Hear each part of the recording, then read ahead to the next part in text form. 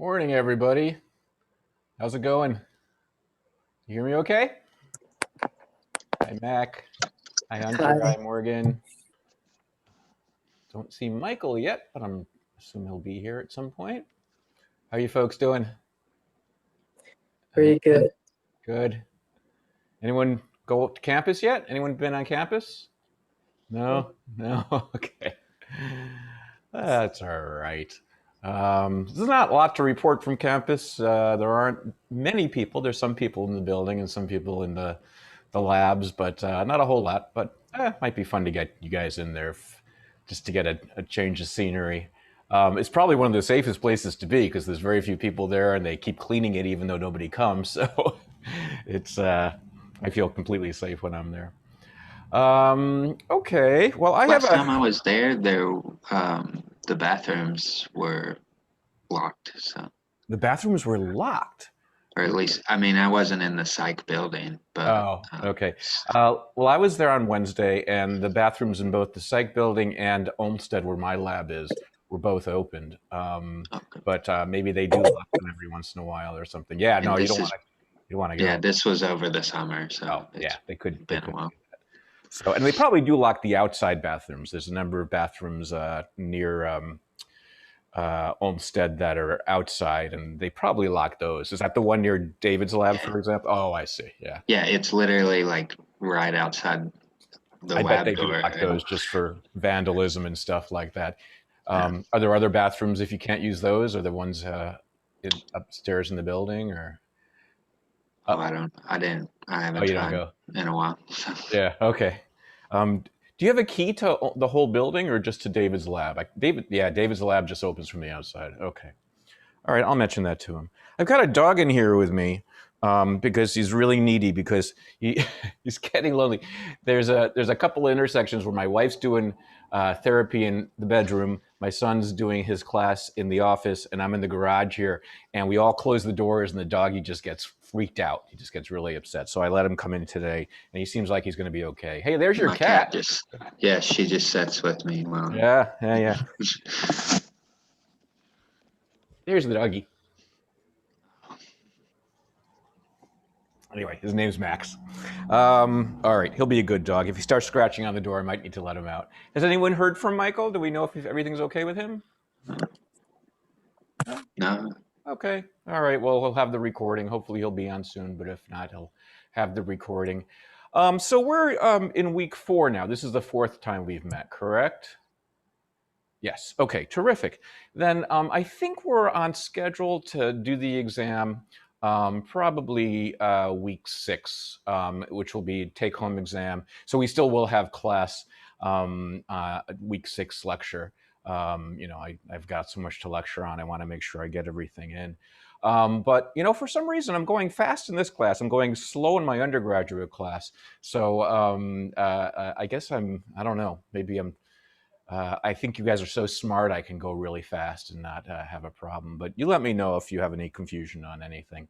But yeah, we're on schedule. And so next week we'll probably finish off all the material that would be on the midterm so I can send you the midterm on the 6th. I can actually post it on iLearn, but I don't know. I kind of prefer just to send you a doc file and have you put your answers in there. I think that gives you more flexibility. If I put it on, so I could administer the exam on iLearn, that would do things like restrict your time and all that. Without you guys using an honor system. But I think it's probably easier and gives you more flexibility to be able to just use a doc file and just put your answers in there. So I think I'll just do it the way I've always done it, which is to send you a doc file in the beginning of week 6. And I'll talk more about the exam next week, of course, but just to remind you, it's a 3-hour exam. It's comprised of a short answer and then sentence, long answer, then half essay, and then full page essays. And it will cover everything through week 5.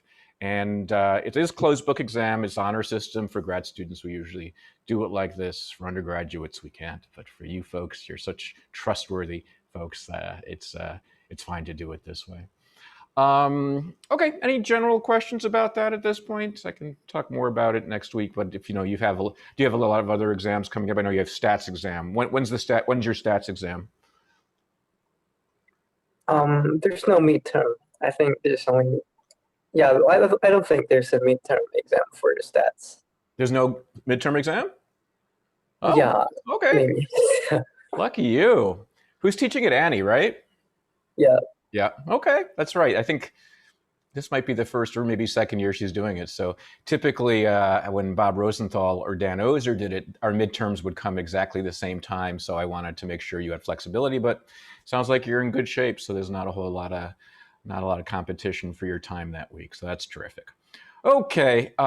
Anything else? Anything on the content or any other aspects of the course before we continue where we left off? Okay. Then I want to make sure I did leave off in this spot. You can let me know. I think we were talking about. Oops. Hold on just a second. Let me stop this. Let me make sure that I shared. See, computer sound.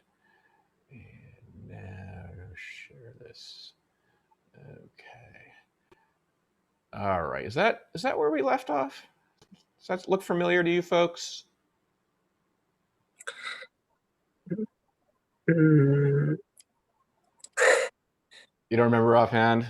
Okay. I think I went through an example of how pattern recognition is distinguished from template matching and allows for more flexibility. And then kind of gave a very simple example of it. Does that sound familiar? Yeah, this was the last slide. That's the last slide. Very good. Thank you. All righty. Then let's just continue from here.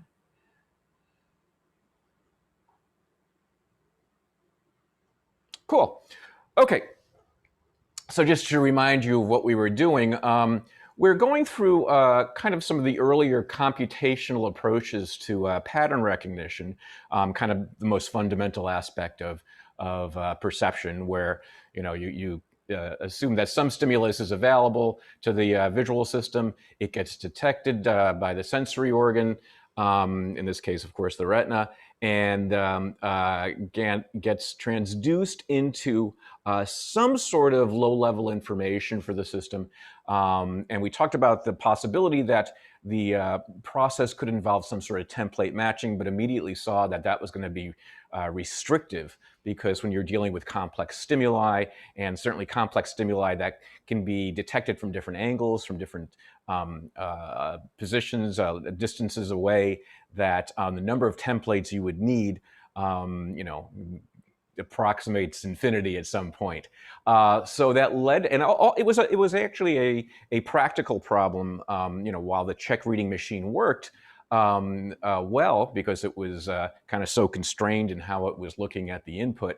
It didn't work when things involved, people's handwriting, or different sized images and things like that. So the practical problem here initially was something like a mail reading machine, where a piece of mail goes under a scanner, and the machine has to detect zip code.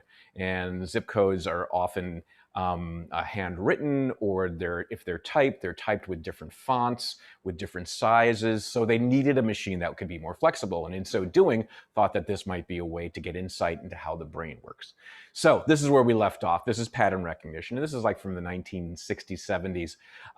And they decided that this would allow for much more flexibility if they could, in fact, do this almost statistically. So even though this is history, this is clearly something that's going to play a role in modern thinking about perception. This is one of the first kind of considerations of how probability statistics can play a role in how perception might work. So the system would look for features, and as you can see here for the letter R, you can break it down into its structure. That's the idea of a structural description. That's involving a vertical line, a semicircle, and I'm just kind of referring to these parts. Oops. Yeah, these parts up here, sorry. There's your vertical line. there's your semicircle, there's your slanted line, and then you can also talk about where these things intersect.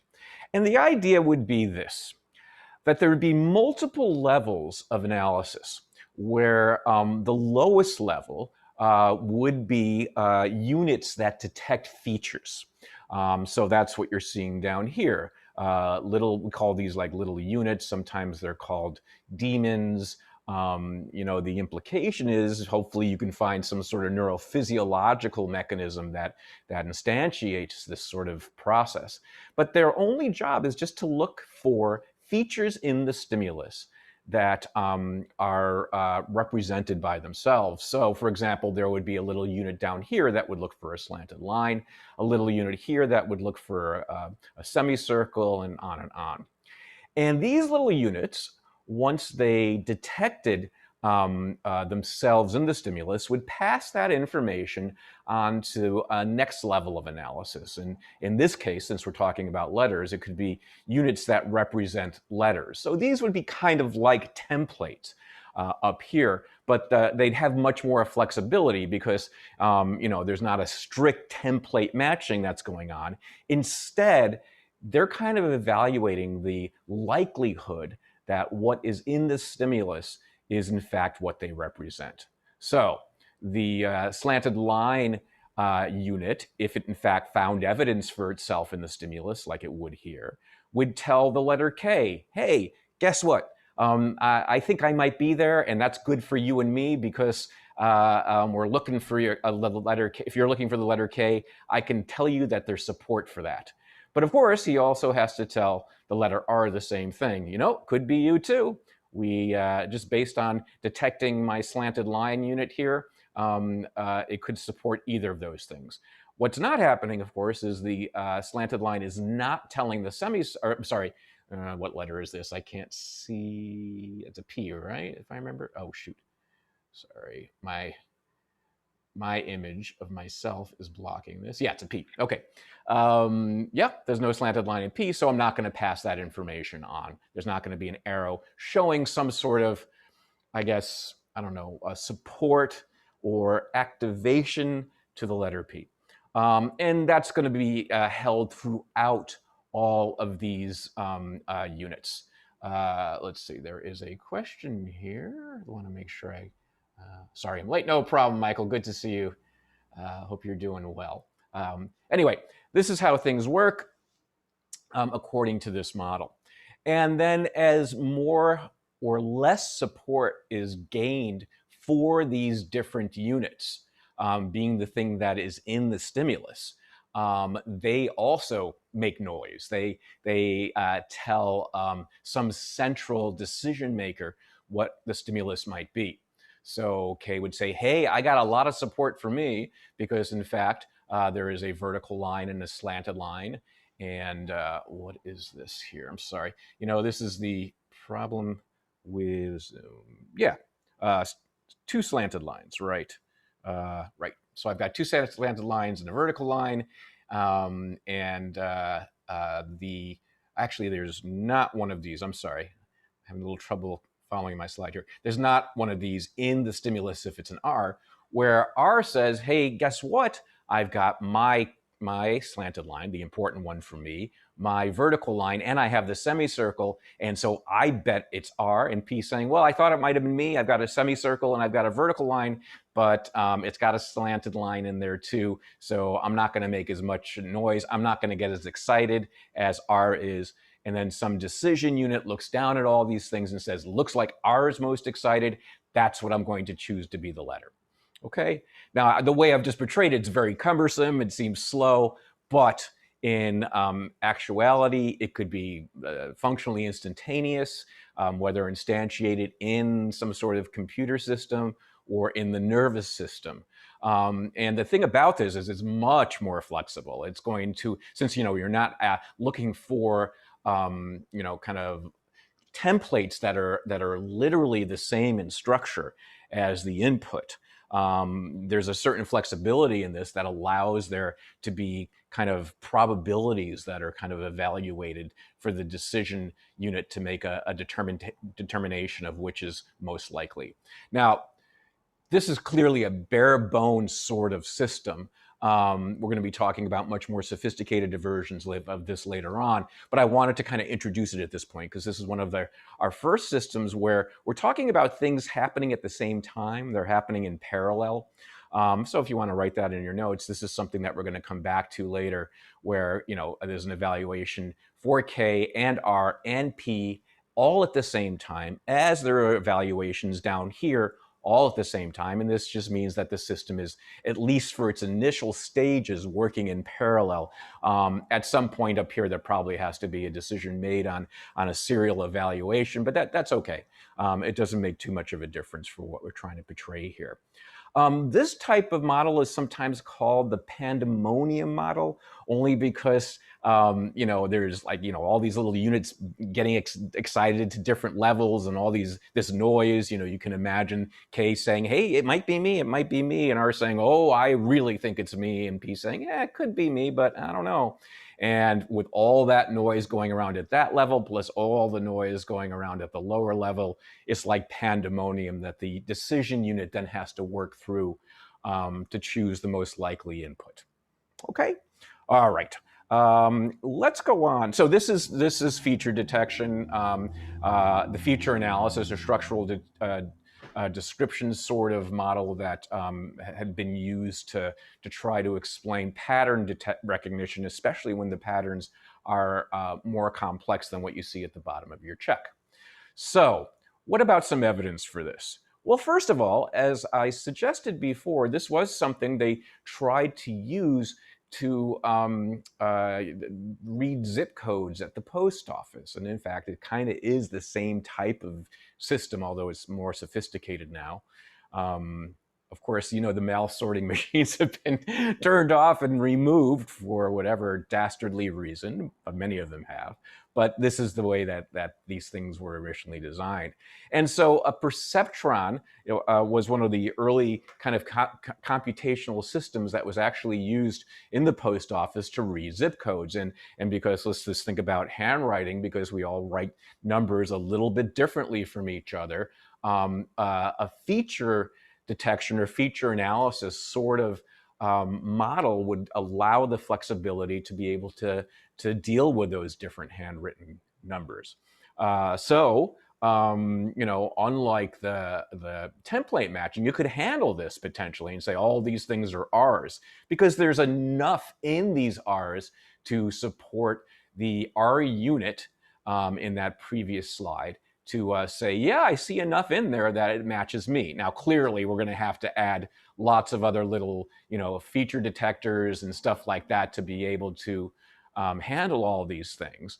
But, you know, you get the general idea that it has a much more flexibility than a strict template matching where everything has to be, you know, exactly matching from the start. So that was good, and it was effective. It absolutely was effective for reading zip codes.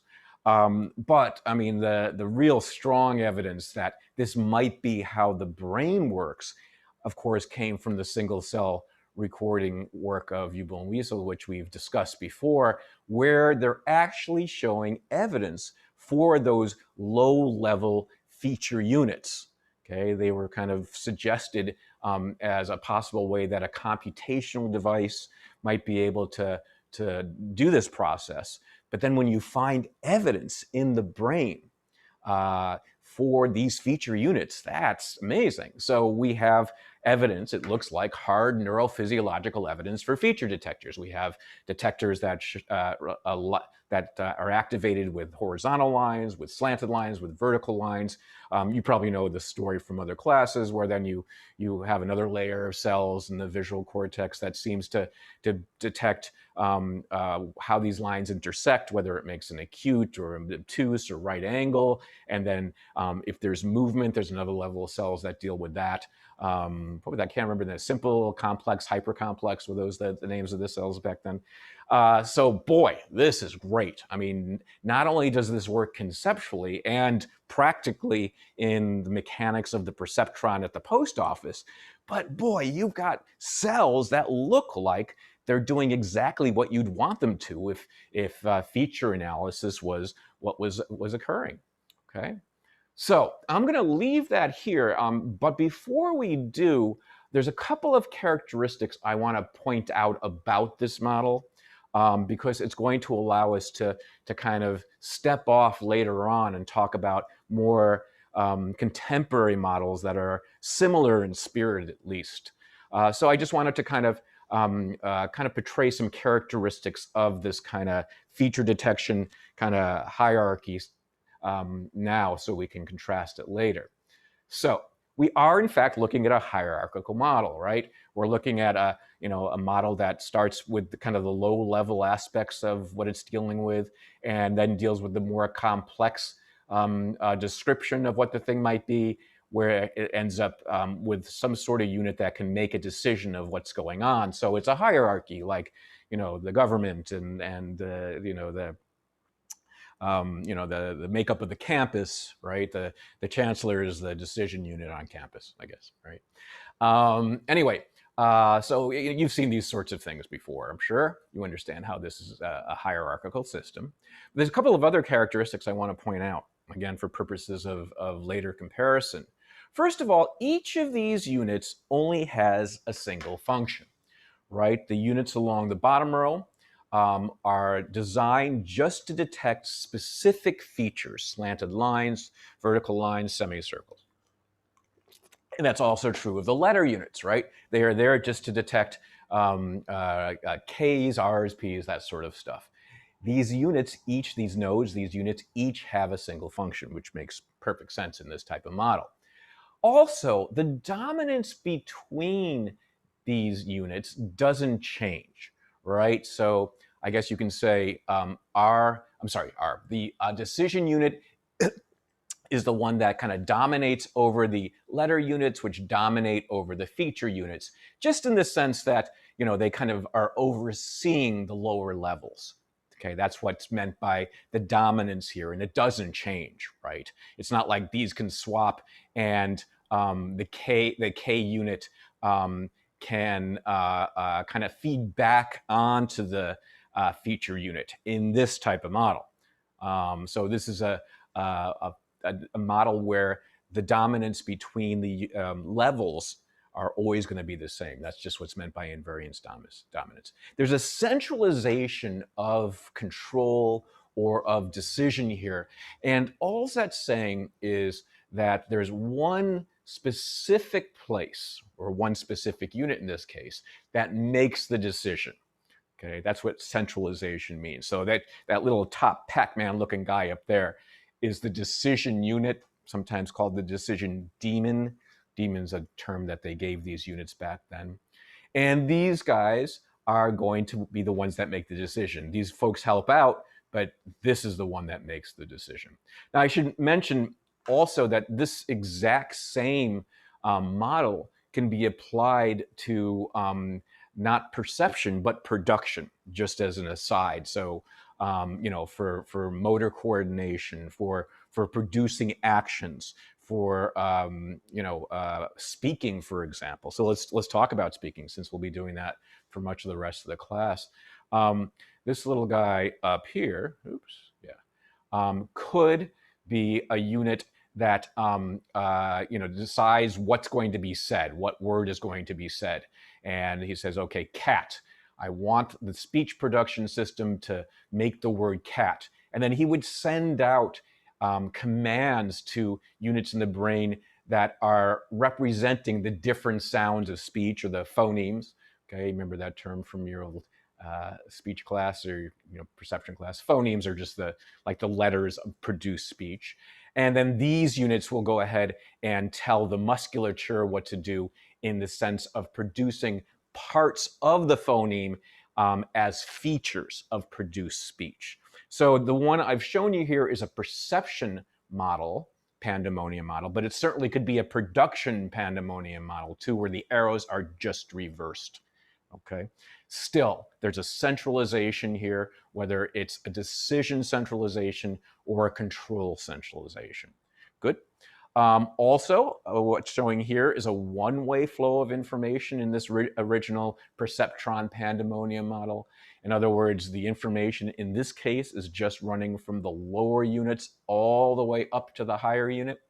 So they go through, of course, the middle units first, but there's no information flowing back in this perception model, right? These units aren't having an influence over the activity of these units.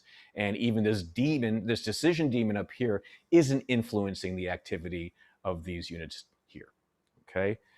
I know what you're all thinking. It's like, oh, this is really kind of naive. Of course, we know that there's going to be fed back information, and we'll talk about that later. But I just want to kind of point these characteristics out of this early model to understand how these things can be tweaked later on to bring about something that's very different.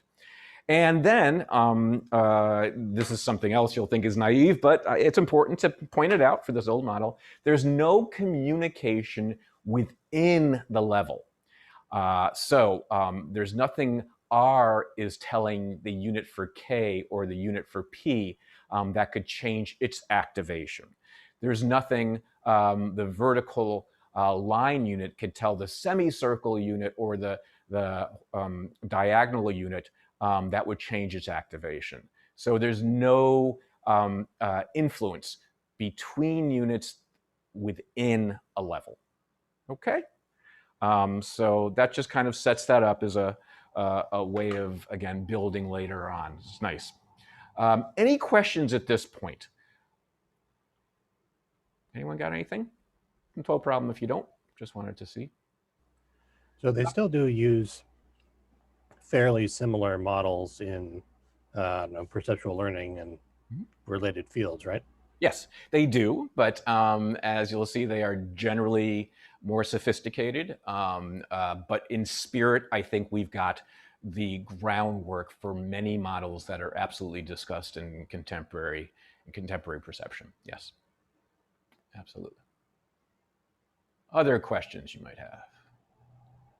Okay, we are going to shift gears now, and we are going to talk about a concept that was very popular in the 70s and 80s and really shaped a lot of cognition and a lot of neuroscience at the time. And you'll see that this idea is something that's maintained through modern neuroscience to some degree, with some, I guess, nuances that have been added. But it turns out to be a very powerful idea. And the idea is called modularity. Okay. What is modularity? Well, just to kind of get a sense of where we're going here, modularity is the idea that there are specific regions in the brain that are devoted to specific sorts of functions. All right, that there's a region for speech, that there's a region for being able to use binocular disparity, that there's a region for color, that there's a region for faces. Certainly, things you've heard about modern neuroscience. However, a lot more goes along with that. So it's not that radical to say that there seems to be a region that is set aside for face perception or for speech perception. I'm sure you've heard about these things before. The difference, though, between that general idea and what we'll be talking about now is pretty profound. Now, we're going to kind of touch on some of the conceptual and philosophical implications of this idea. Now, I'm bringing this in here, even though it is a modern conception in some ways, because it kind of went hand in hand with a computational perspective as it was developing in the 70s and 80s.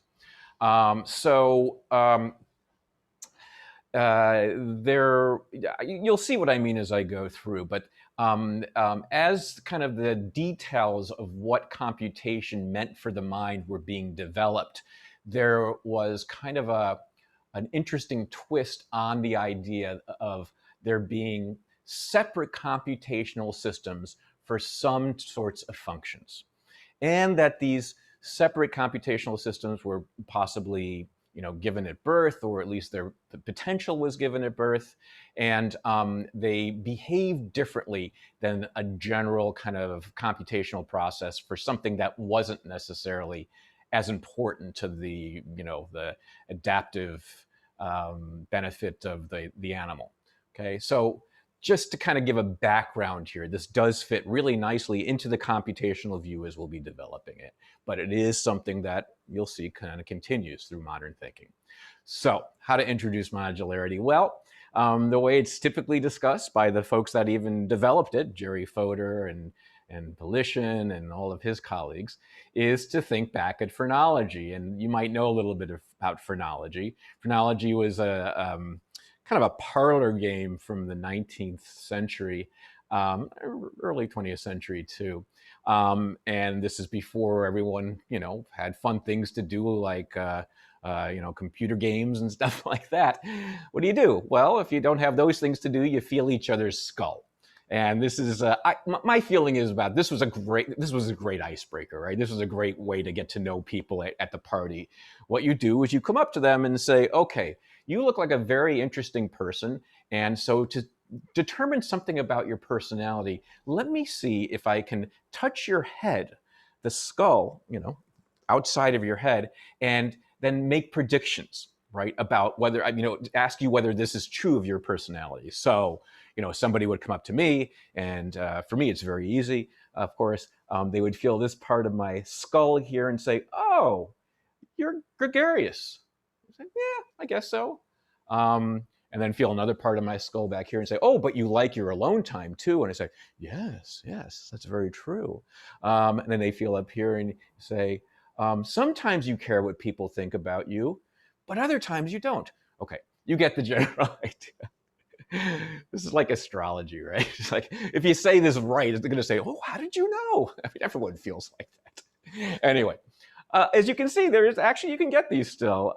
They sell these. I think somebody in our department has one of these in their office. It's an old phrenology map where supposedly these regions of the skull are going to tell you something about the personality characteristics of the person whose skull it is. And the idea was that whether these were indentations or maybe protrusions in the skull, subtle ones, I hope, they said something about the brain underneath. And so over here is your self-consciousness region. Over here is your gregarious region. Over here is your ability to laugh or something like that. And it was assumed that there were regions under the skull in the brain that were dedicated to those different personality characteristics. All right, so it's a fun parlor game. I'm sure it was just kind of a way for people to kind of flirt and stuff like that. Sounds fun. Try it at your next party. God, I can't wait for our next parties. Go up to somebody that you want to meet and say, "Can I feel your skull? I'm a true phrenologist. Can I feel your skull?" And they'll understand. Anyway, that's fun, but it's obviously not very supported. However, the idea that there are regions in the brain dedicated to different kind of specific functions is something that we certainly have maintained, and that's true from the based on the old work with lesion patients before we had fancy ways of imaging the brain, and it continues through imaging. We do think about a part of the brain devoted to language and a part of the brain devoted to faces and that sort of thing. And so that's the notion of modules. That modules are functionally and anatomically distinct parts of the brain that are responsible for a given process or maybe a class of stimuli. And not only that, originally they were considered to be responsible for all the input and output associated with that function. So the face area was considered not only to be involved in perceiving faces, the input part, but also it's going to be involved supposedly in controlling our own face. Okay, let me just do this here. The speech module was considered to be responsible for perceiving speech and for producing speech. And even if they weren't necessarily in overlaying parts of the brain, they'd be close enough so they could, kind of connect and use each other's process to to facilitate it. And this is a really kind of important notion, this input and output notion, because it makes a suggestion about there being motor involvement in perception, okay, and clearly perceptual involvement in motor action. Okay, and it's, you know, that's a very kind of obvious thing to say. Of course, you know, we use when we're perceiving, or when we're moving around, we're perceiving, and yes, I can imagine when we're perceiving things, we can, you know, kind of use our action system to explore it. But as you'll see, this is a notion that is very, very modern still.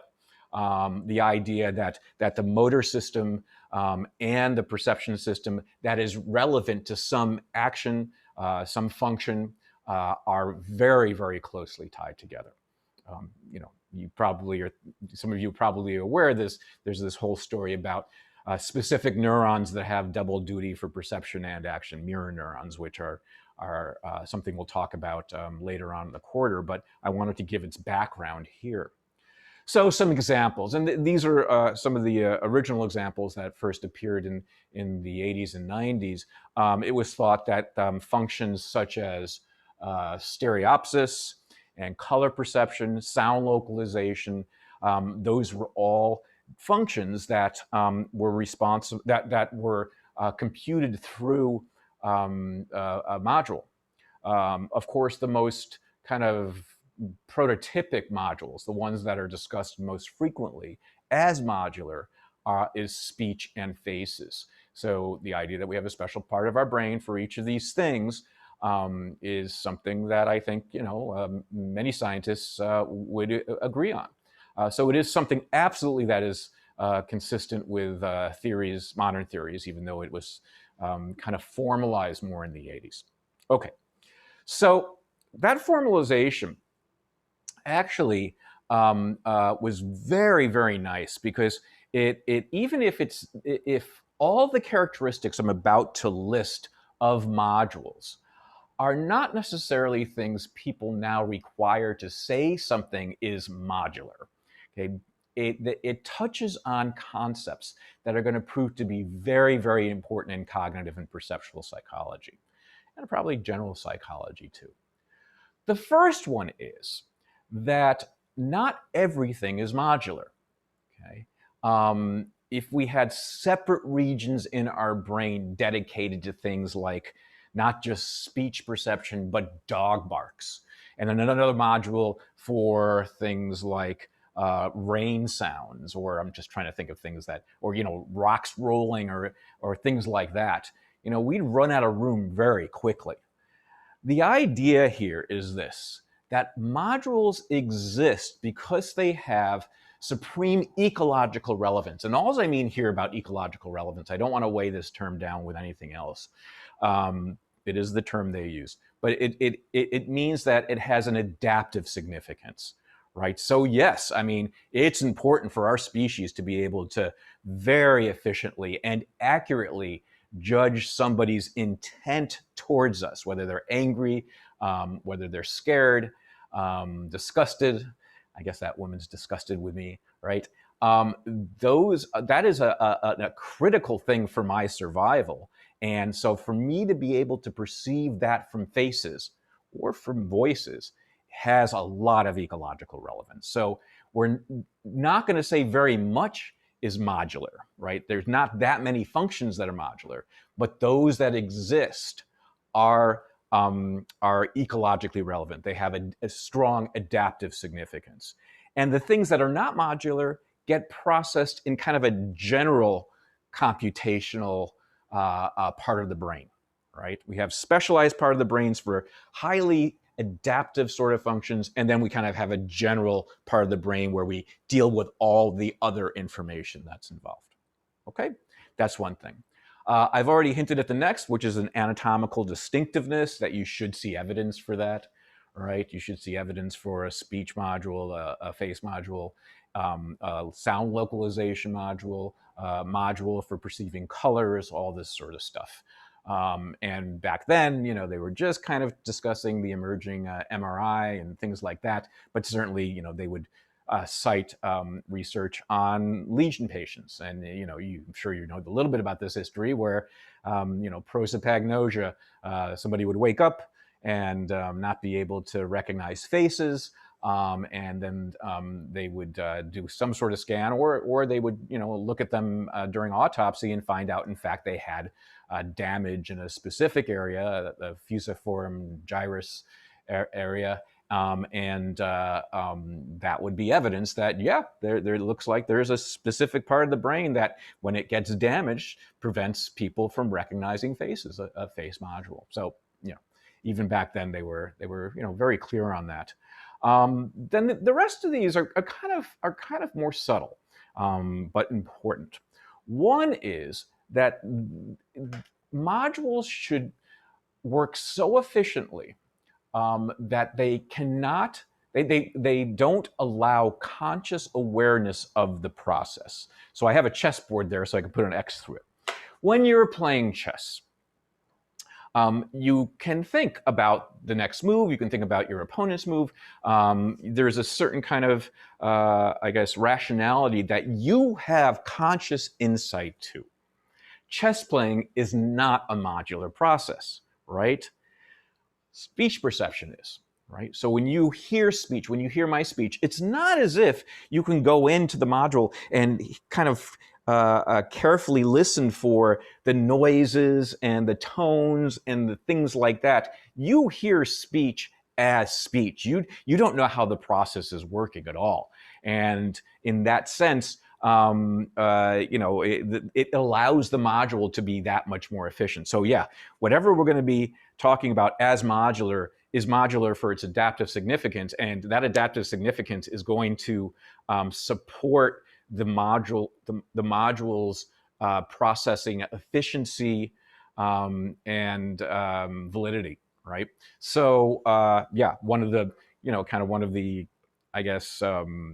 downsides to that, if there is a downside, is that you don't have conscious awareness. One of the outcomes of that is you do not have conscious awareness of the process. Neither do you have a way of breaking the process, cognitive impenetrability. Now, this is a term we're going to see a lot, and it's a term you probably have thought about before, but have not actually seen the term. It's a concept that you've thought of, though, and it just has to do with that there are some processes, some mental processes that can't be helped, that seem reflexive, that seem automatic, pre-attentive. These are all terms that really deal with the same idea. And all this is saying is that there are some processes that can't be penetrated. Illusions are the classic examples of these, right? So even though you could get out a ruler right now and measure these two vertical lines and say, yep, they're absolutely the same. Now I have this conscious information, I have this cognitive knowledge to be able to know they're the same size. You then put your ruler away, you step back and say, oh my gosh, though, it is the case that this one still looks longer than this one. Right? These are illusions, right? So that's the great thing about illusions is that, if it's a good illusion, even if you know what's the true, situation, the lines are the same. What else is there?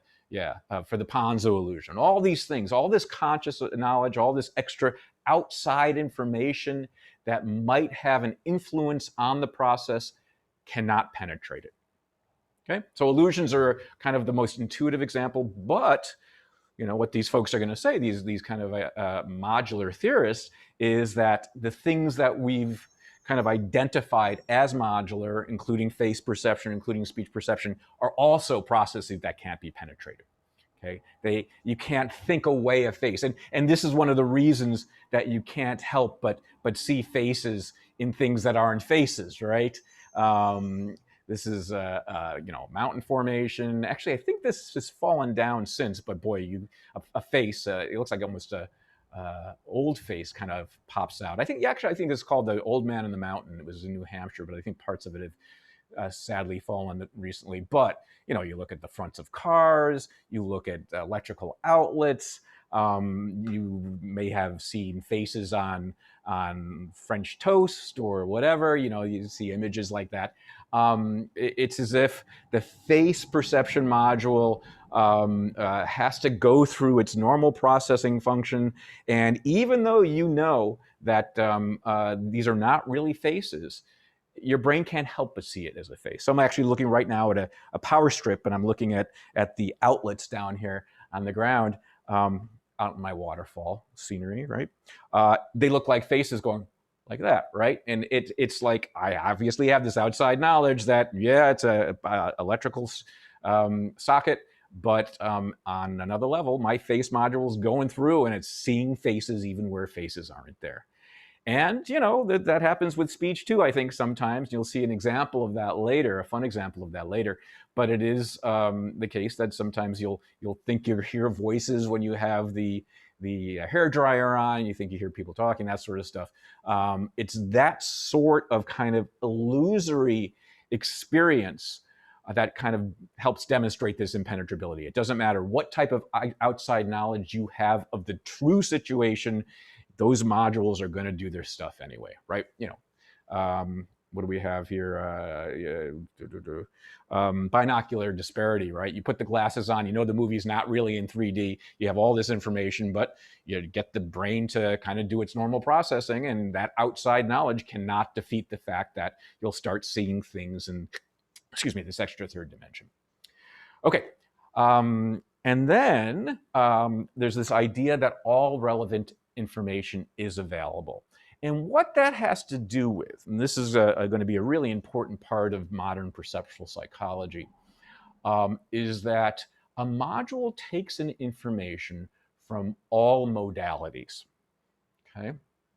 So, you can anticipate where this is going because you know a little bit about my research program, but this was a very, very central part of modules, that a speech module doesn't just take in speech information from hearing speech, but can also do so from seeing speech.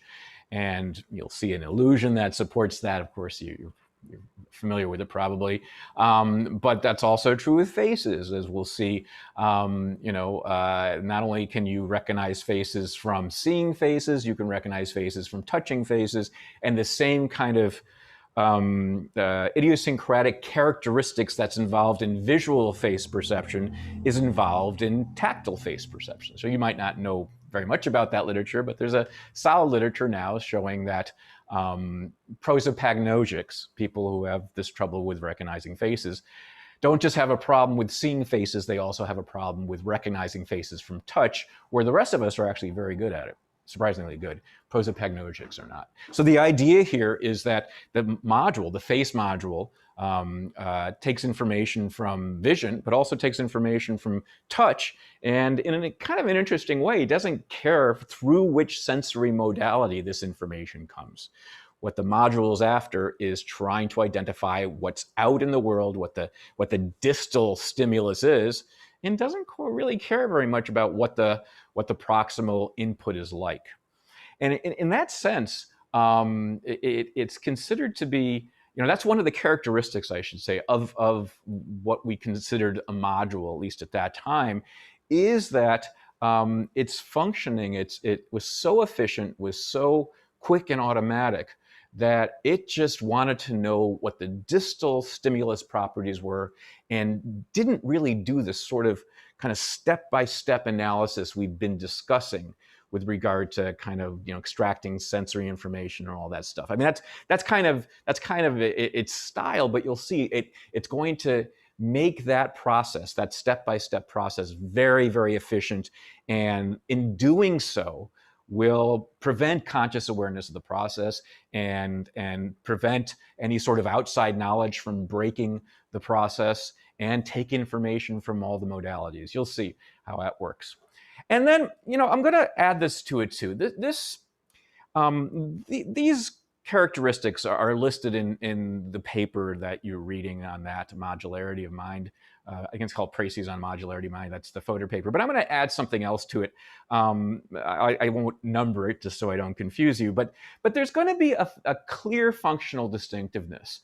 And so in other words, you're going to find evidence for all 5 of these characteristics when you identify a module, hopefully.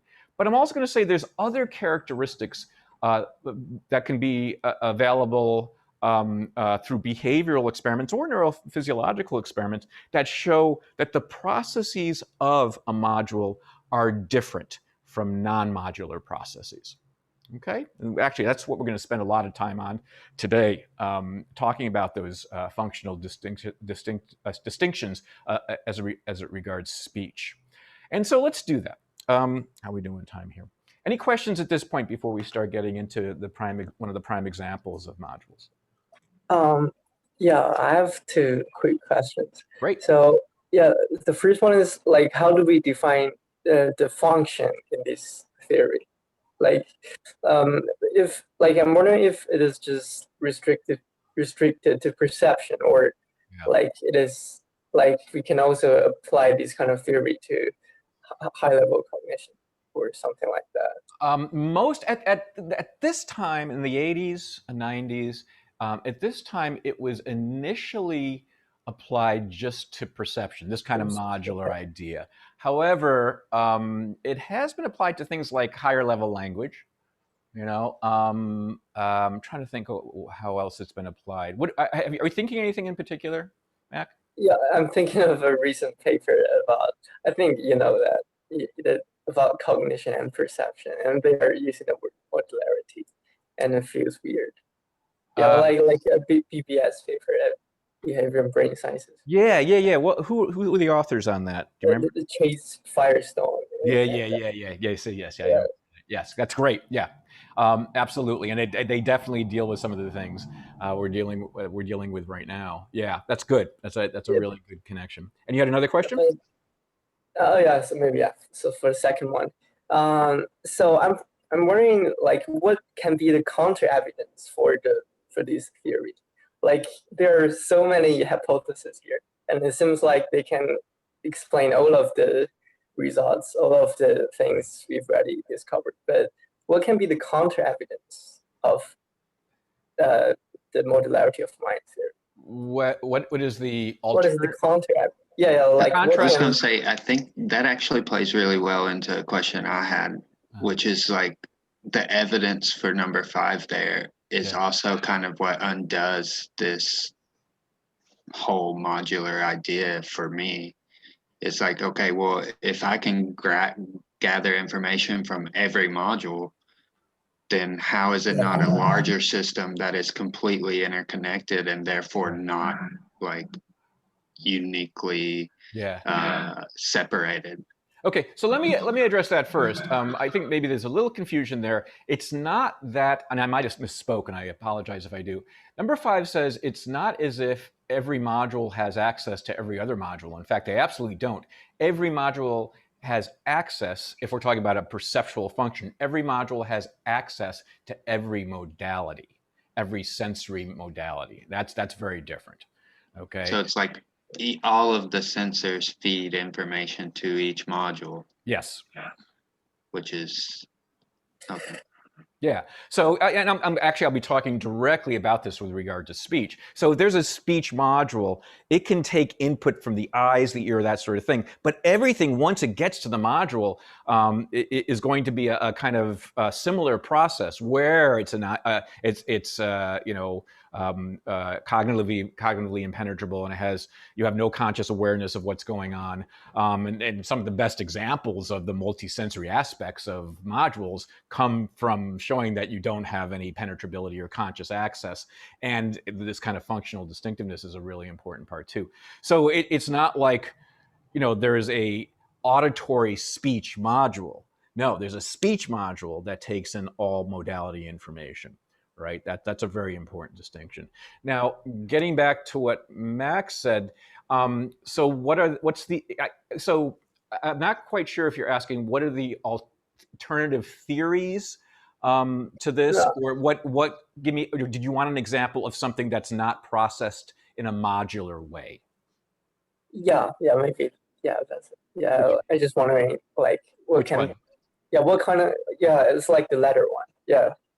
The latter Is one. it- Oh, okay, absolutely. So Morse code maybe is kind of an example. I think that Fodor talks about in that paper that it does convey a message, but you have conscious awareness of the components of Morse code. You have a kind of introspective sense that it's made out of dots and dashes, right? You can hear the individual components.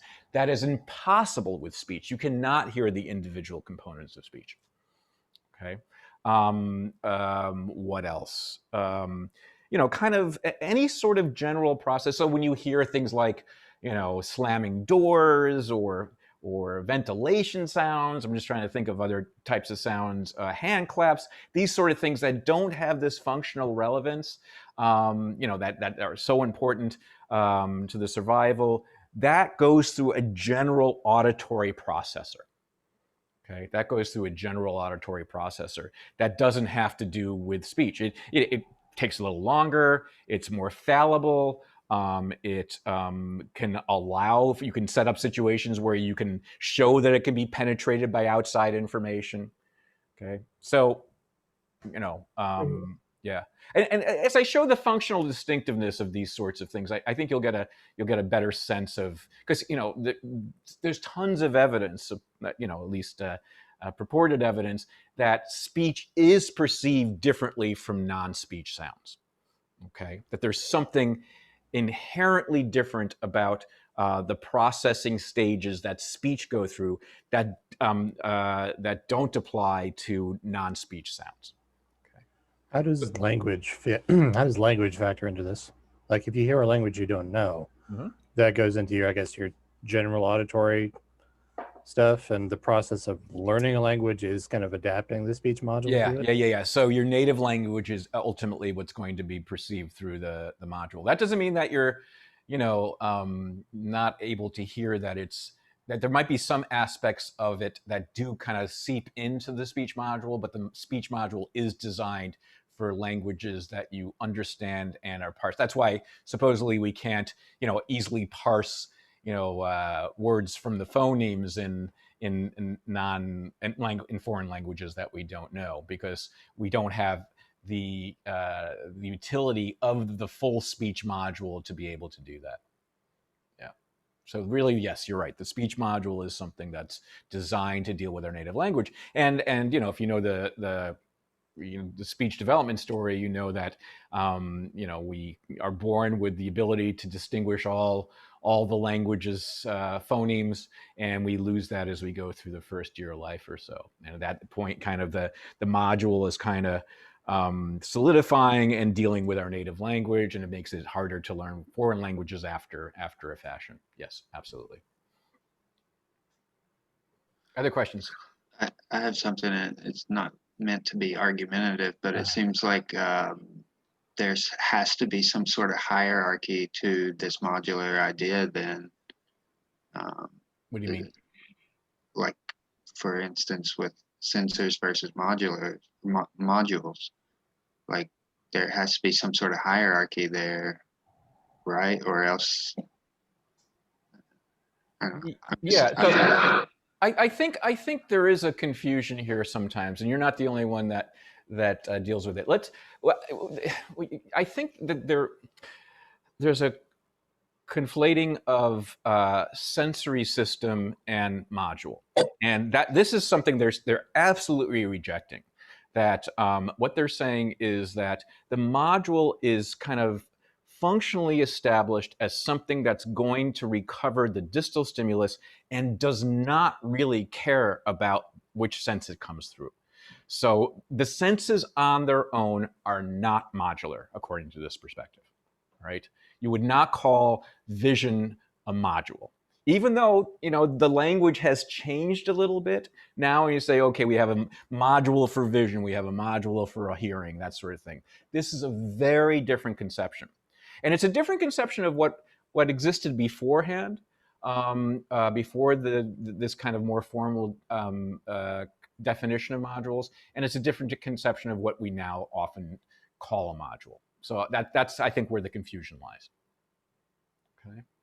But the thing is about this is the most precise and thorough kind of discussion of what a module can be. And even if our use of the term has gotten looser, the conceptual meat of this has kind of run through modern psychology completely, in one way or another, and we can talk about how. So it is, even though it's historic, we're not. I don't know if there's. No, there still certainly are people who believe that the modules, like a face module and a speech module, absolutely exist, and there's hard evidence for them. But even if we're using the terms a little bit more loosely than we did back then, again, the concepts are critical and still with us. So, okay, yeah. So, kind of let's imagine the definition is something different than how we might use it now. Okay. All right. Other questions? All right. Then we're going to talk about this functional distinctiveness, as I said, in the context of speech, and we're going to we're going to talk about it by posing this question. Is speech special? Is speech perceived in a manner that's different from non-speech sounds? Because if we find that, yeah, look, there's a lot of ways in which speech seems to be perceived at the most fundamental level that's different from non-speech sounds, then that's kind of nice support for a unique set of processes that it can exist in a module. Okay, so let's start with this one. This is one of my, I think, favorite ones to kind of start the discussion off with, because I think it makes it very intuitive. There's this well-known effect in speech perception called the speech loudness vocal effort effect. And here's the general idea. Psychophysics, if you remember back from your classes, can do a nice job at predicting how loud a sound will seem to you. So, you can sit there with headphones and listen to different tones at different intensities, and the psychophysicists will say, this is how loud this person will probably say the sound is. Or, let's do it, in relative terms. This person will say that the sound I'm about to play is half as loud as the sound that I played just before. Okay, so psychophysics does a nice job. Psychophysics can incorporate the frequency of the sound. So, in certain frequency ranges, sounds seem louder than in other frequency ranges, even with the same intensity, the same energy of the both. And also the spectral complexity, that's just, the timbre. So a trumpet sound with this intensity will sound louder than a clarinet sound with this intensity, because the trumpet sound includes kind of a complex waveform that affects the auditory system, so we have an experience of loudness that's different. So, it can do a nice job of predicting people's loudness judgments from the amount of acoustic energy, and also incorporate these other factors that play a role in how people judge sounds. That is true for every sound that has been tested, but speech. You cannot predict how loud a speech sound will be heard by a person from the psychophysical principles that would allow every other type of sound to be predicted. Okay? Let me give you an example. You're going to remember me for this, if nothing else. Here is, let's talk vowels, I think, were maybe the easiest things to demonstrate this with. The vowels E versus Ah. Okay, E versus Ah. So I'll make these two sounds now with about the same energy. E, Ah, and they sound equally loud, or pretty close to equally loud. However, E, Ah. Yeah, there you go. E, Ah. That's my voice. E, Ah. If I show you what these look like on a waveform, okay, you'll see humongous differences. So this is E, and this is Ah. And as you can see readily here, that this has a lot less energy, E, than Ah does, right? And even if you take into account the complexity of the sound and the frequencies of the sound and all that sort of stuff, okay, what you have here are very, very different amounts of energy that are then perceived by you and me as about the same. Well, when I produce these, I produce them with the same effort. I went E, ah. So I, tried to, use the same amount of air and pressure and all that sort of stuff. And, I'm not going to be perfect, of course, but it's pretty close. And most people hear these things as pretty close. But acoustically, they're very, very different. Okay. E, ah. E, ah. E, ah. Okay, you're gonna love this. There's like a little second in the beginning of the ah sound where I do hear it as louder, but then it kind of like almost goes back down. Yeah. And you can see, certainly that's the loud part, but it stays loud all the way through until the very end, where it obviously trails off. But it stays very, very loud all the way through. So this is just the amount of energy there. Yep. Good. Okay. E, ah. All right. Well, what I decided to do, since I recorded these, I decided to make them equal or, more comparable in intensity. So here's the ah, which is the same as the one here. And I amplified the E so they were about equal in intensity, more or less. Actually, I think I did measure them, and they are. I mean, it's kind of hard to see on this waveform, but I think they are actually now the same. They have the same amount of acoustic energy. And you can see here, can I have this? E, ah. The first one now sounds pretty loud. E, ah. E, ah. Yeah. To me, the first one definitely sounds louder, even though the acoustic energy is pretty close. And then what I did, and you're going to remember me for this for the rest of your life, is I decided to re-record the E and do it while I was watching a sound level meter, right? So I knew that as I was producing it, I hit the same amount of energy as the ah. So the ahs are all the same here, it looks like. Yeah, all the ahs are all the same. But in order to produce the E with the same amount of acoustic energy, I produced it louder. I, actually spoke louder. And you'll love this. E, ah. E, ah. E, ah. Okay, hopefully you heard the first as much louder. They actually have the same energy. If anything, I measure these again, and this one's a tiny bit more acoustically intense than this. But my gosh, you do hear this first one is louder. I mean, that's how loud I had to do it in order to make it the same acoustic intensity. So what you're seeing here is, for some reason, for speech sounds, one's impression of loudness doesn't seem to depend on how much acoustic energy there is, but seems related to how much, I don't know, how much effort I put into it, how much effort the vocal tract, the lungs and everything put into producing it. Okay? And that's really strange, because if I were to do the same type of experiment, not with speech sounds, but with musical instrument sounds or with complex sounds that are generated on a computer, or slamming doors or something like that, it wouldn't be like this at all. What you would find is the acoustic energy would very nicely predict how loud the sound seemed to you. But here, here you find that the acoustic energy is not what predicts your impression of loudness. Instead, it's the amount of effort that went into producing it that seems the thing that determined the loudness. Well, why is this the case? Well, there could be many reasons. It does seem to be something that the language system actually benefits from in some way. So if you think about, there's different kind of advantages in different languages. But if you think of, like, in English, the noun verb pairs that we have a bunch of these, like object and object, permit, lots of other things like this. These are just kind of nice examples.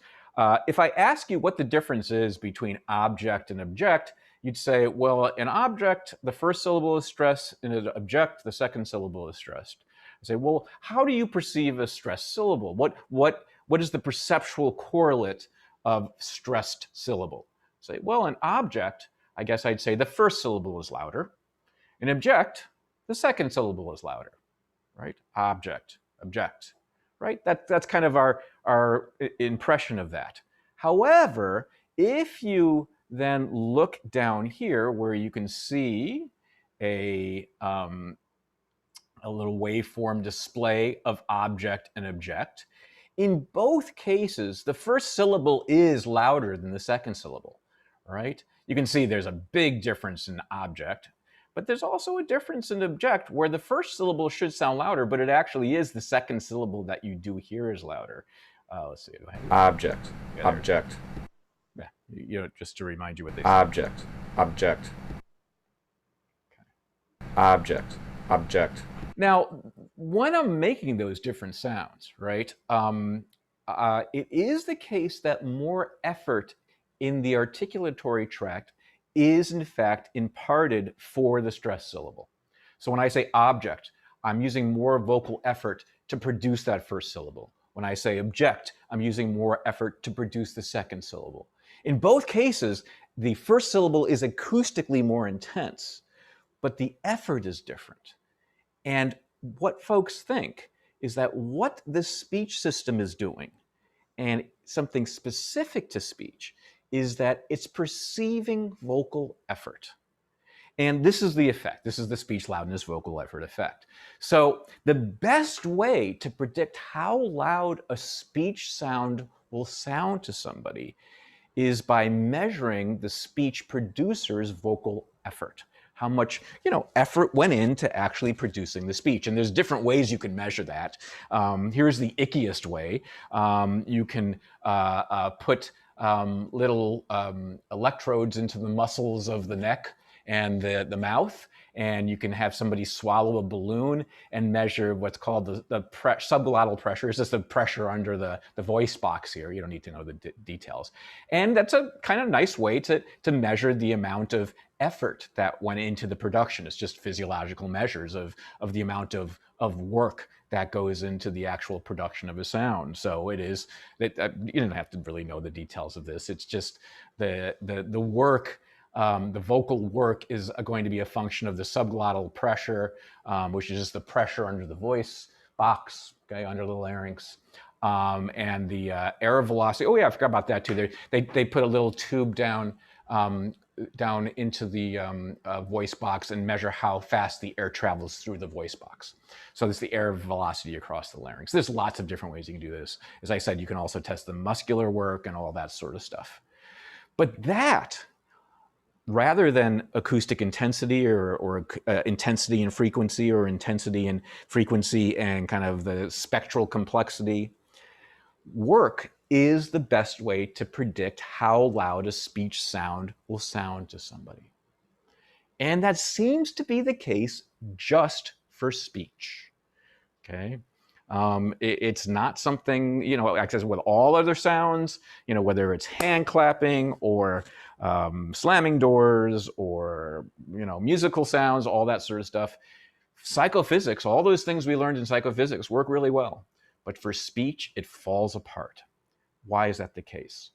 Well, an idea might be that the speech module in some ways doesn't really care very much about the superficial aspects of the signal. It doesn't care about those psychophysical dimensions that we typically think of as being what determines our loudness judgments and all that.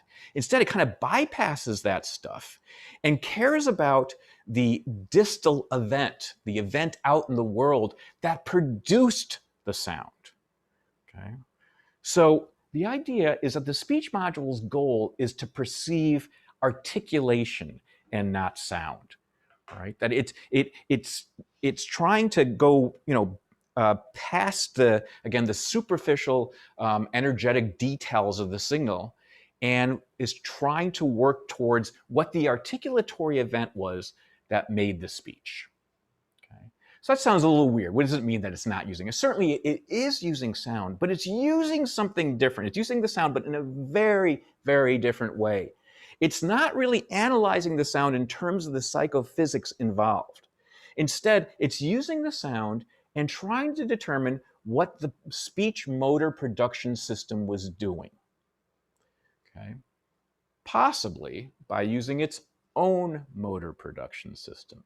We'll get to that later, but just so you can kind of anticipate where we're going here, that because we are speech producers as well as speech perceivers, okay, and that has that connection there in the module, we might be able to do, I don't know, a more sophisticated analysis, a more efficient analysis on the input than, the typical, psychophysical analyses we do on the signal.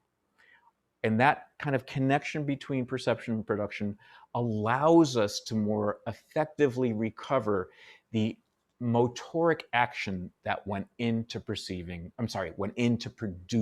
the speech. Okay. We'll talk about that in just a second, but I'll take a second here to see if there's any questions about this effect at this point. Yes.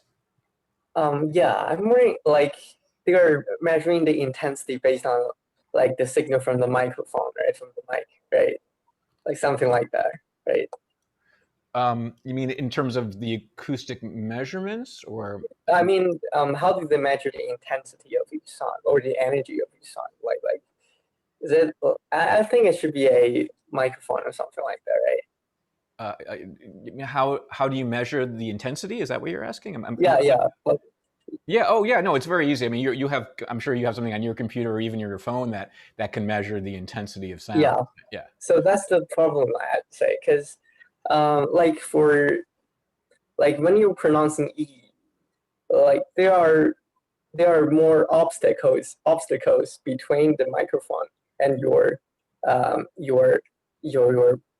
vocal stuff. I don't know how to say that. I mean, yeah, like all of your sound, all the physical waves will be will be stuck in your mouth instead of just directly transmitted to the microphone.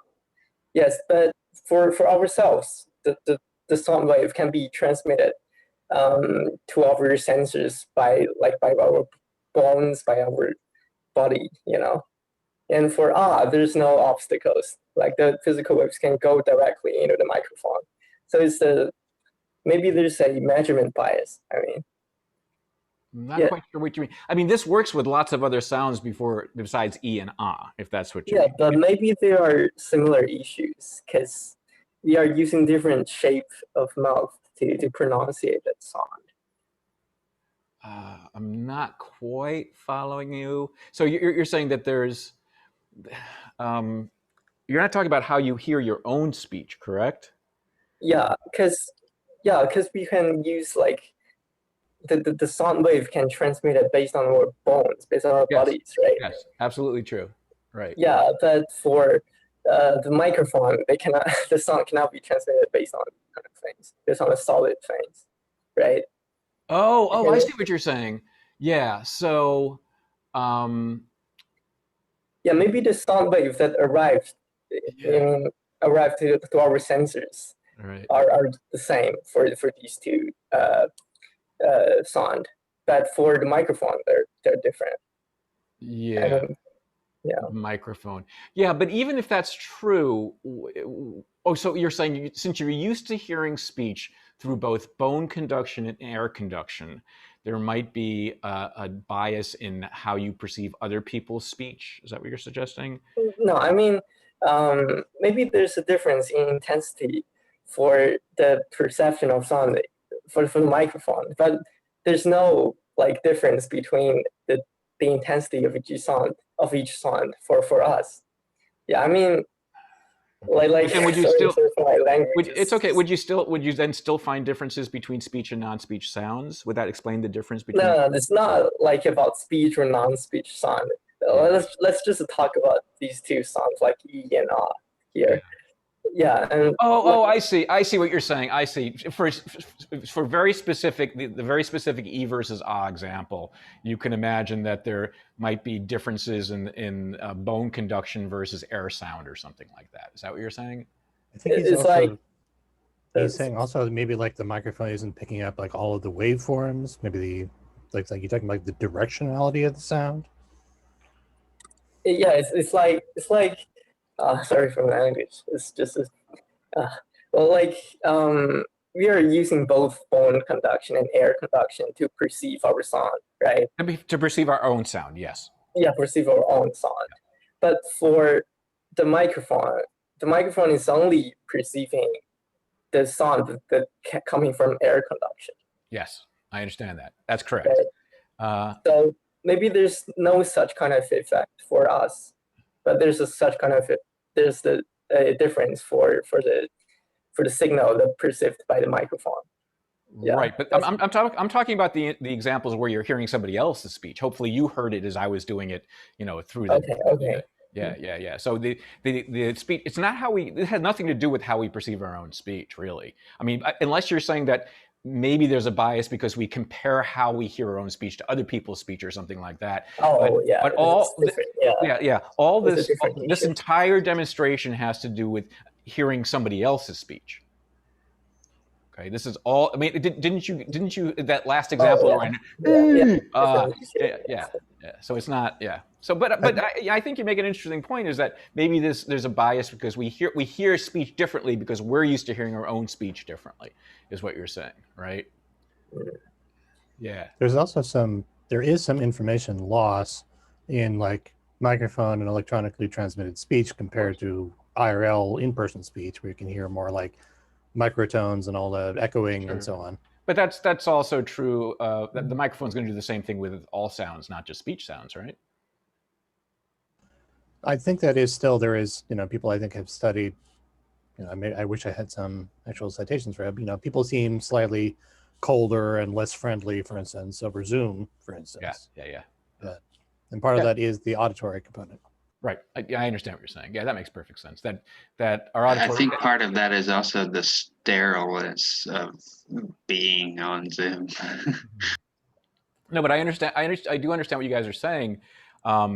It having to do with and I think it actually might be consistent with a classic modularity perspective that the differences that you hear in live versus remote speech might be more profound than the differences you hear between live and remote music or live and remote non-speech sounds in general. And that's completely consistent with the theory that speech is really, really, really sensitive. We're very sensitive to all the nuances of a changed speech signal, and that would be speech is special. Speech is processed through a different sort of mechanism, and that mechanism allows for this supreme sensitivity that means that remote speech has these kind of social psychological effects that are more powerful than the when you make music remote or when you make birdsong remote or something like that. Yeah, I think that would be consistent. That speech is still special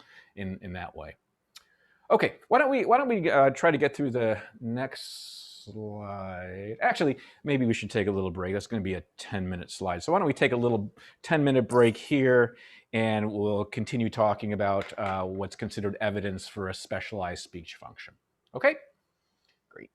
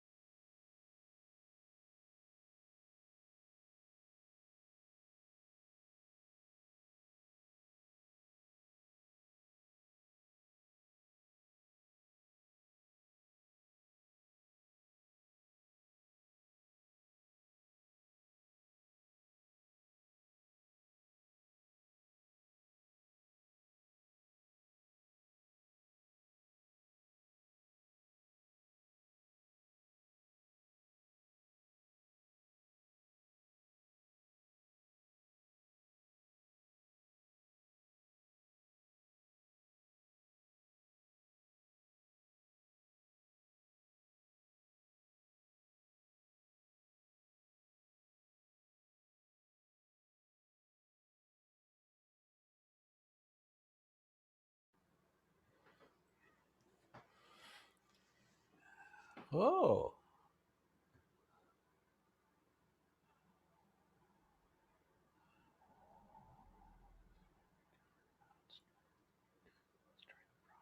Okay, Mac wrote me a note, so let me see if I can answer the question now. There might be a different amount of energy lost for the two sounds during the process in which the sounds are transmitted from our vocal folds to the microphone.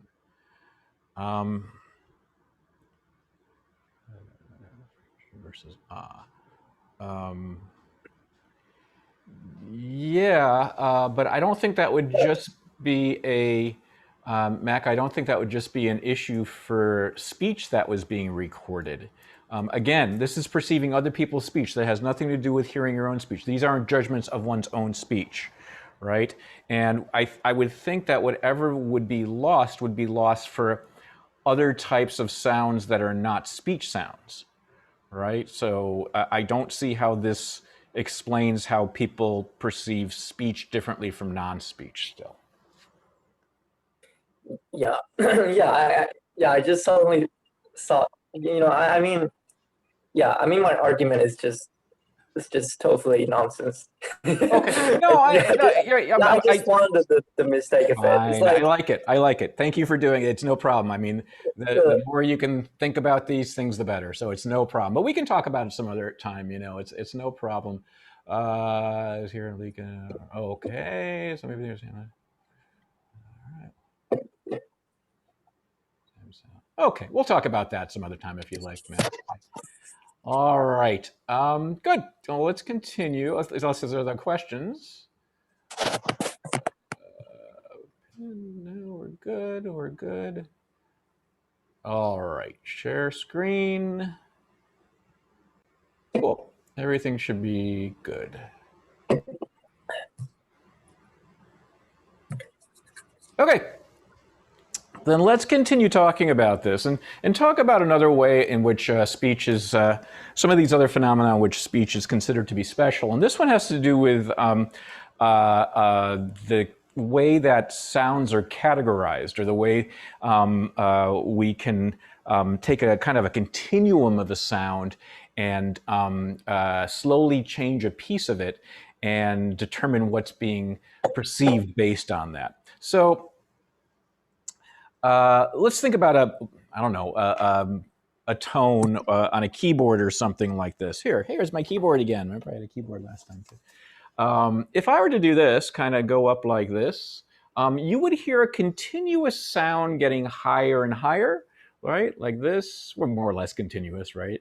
If I said which one's higher, which one's lower, I'm sorry, if I said categorize these sounds as higher and lower, that sort of thing, there'd be a continuum in how we would probably set that up. And the same thing would be true of intensity too. You increase the intensity of a sound and it sounds like a continuous change in intensity, okay? But what you find with speech is something different. You can change something continuously in speech and find that instead of hearing a continuous change, you hear it abruptly change. Let me show you what I'm talking about. It's a very famous phenomenon known as categorical perception. And it's considered, as far as sounds are concerned, it's considered to be specific to sounds. So it's going to be one of these other sorts of phenomena that seem to functionally distinguish speech perception from non-speech general auditory perception. Okay, so here we go. Here are two words that I've produced and recorded. One is say and one is stay. And I'm hoping you can hear this okay over your loudspeaker on your computer or your headphones or whatever you're using. Say. Say. Say. Okay, that's say. And by the way, I should mention here, this is the first time you're seeing this type of plot. This is called a spectrogram.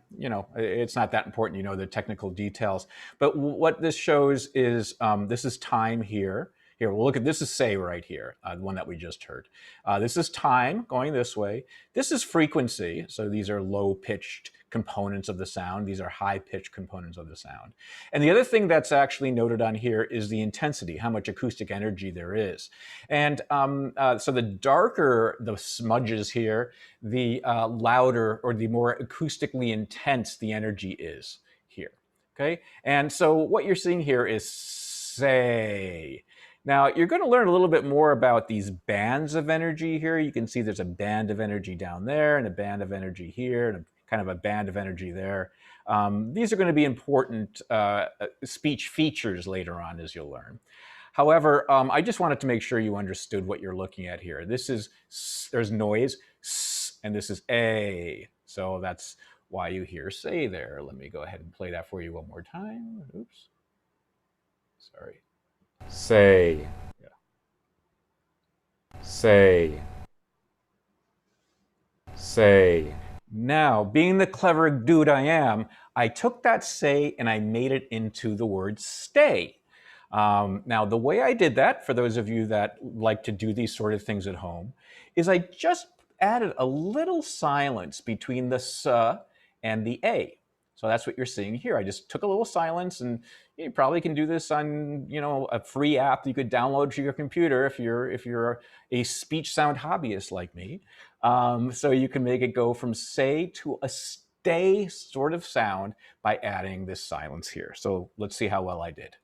Say. Say. Stay. Works for me. Do you guys hear stay? Okay, hopefully you do. That's kind of bizarre, actually. Yeah, well, that it works? Is it bizarre that it works, or is it sound weird? Okay, good. I'm glad it works. If it doesn't work, you want to put in earbuds or something, you'll probably hear it okay. So, you know, one of the distinctions between say and stay is that there's a little tiny part of stay where there's no vocal tract resonance or there's no noise coming out. So there is essentially a little bit of silence. This is if you want to produce this yourself, put your hand in front of you and do it slowly. Stay, stay. And by putting silence in there, I'm kind of simulating that. There's lots of ways I could have kind of edited the say to make it sound like a stay, but this is the easiest. You just add a little silence there. But the nice thing about doing this also is that you can now manipulate how much silence is in there, right? So you can start with say, and I can add a little bit of silence at a time until I get to that stay that you're seeing there. So I'm setting up an acoustic continuum that slowly changes from say to stay by adding little slices of silence. Okay, so I've already established I can have a say in the beginning and a stay at the end, and now I'm going to add little slices of silence, add more and more silence till I go from one to the other. And what I'm going to, so basically, I think this is in 10 steps. Yes, this is in 10 equal steps. I'm adding a little bit more silence to this one until I get to this one in 10 equal steps, okay? And if it's like going up in the keyboard, okay, up pitches, or increasing the loudness of it, you would hear it can slowly change from say to stay, right? As you increase the pitch on the keyboard, it slowly changes from a low pitch to a high pitch. As you increase the intensity on that little slider, it slowly increases from a soft sound to a loud sound. And in theory, that's what should happen right here, because it should slowly go from a say to a stay. But listen instead to what happens. Say. Say. Say. Say. Say. Say. Say. Say. Say. Say. So at least what happens for me is I hear say, say, say, say, say, and then about, I don't know, 6 or 7 in, then I hear stay, stay, stay, stay, stay. So even though there's a continuous acoustic change, there's a categorical perceptual change. Okay, did that work for most of you folks like that too? Yeah? Okay, cool. I should be watching you. Yeah, good. Okay, so this is categorical perception. This is what this is about, all right? Sorry. Yeah, there it is, categorical perception. And this is just kind of a way of plotting it out. You heard this is percentage of listener says. And at first you heard nothing but says, and then it quickly turned to stay, and you heard stay.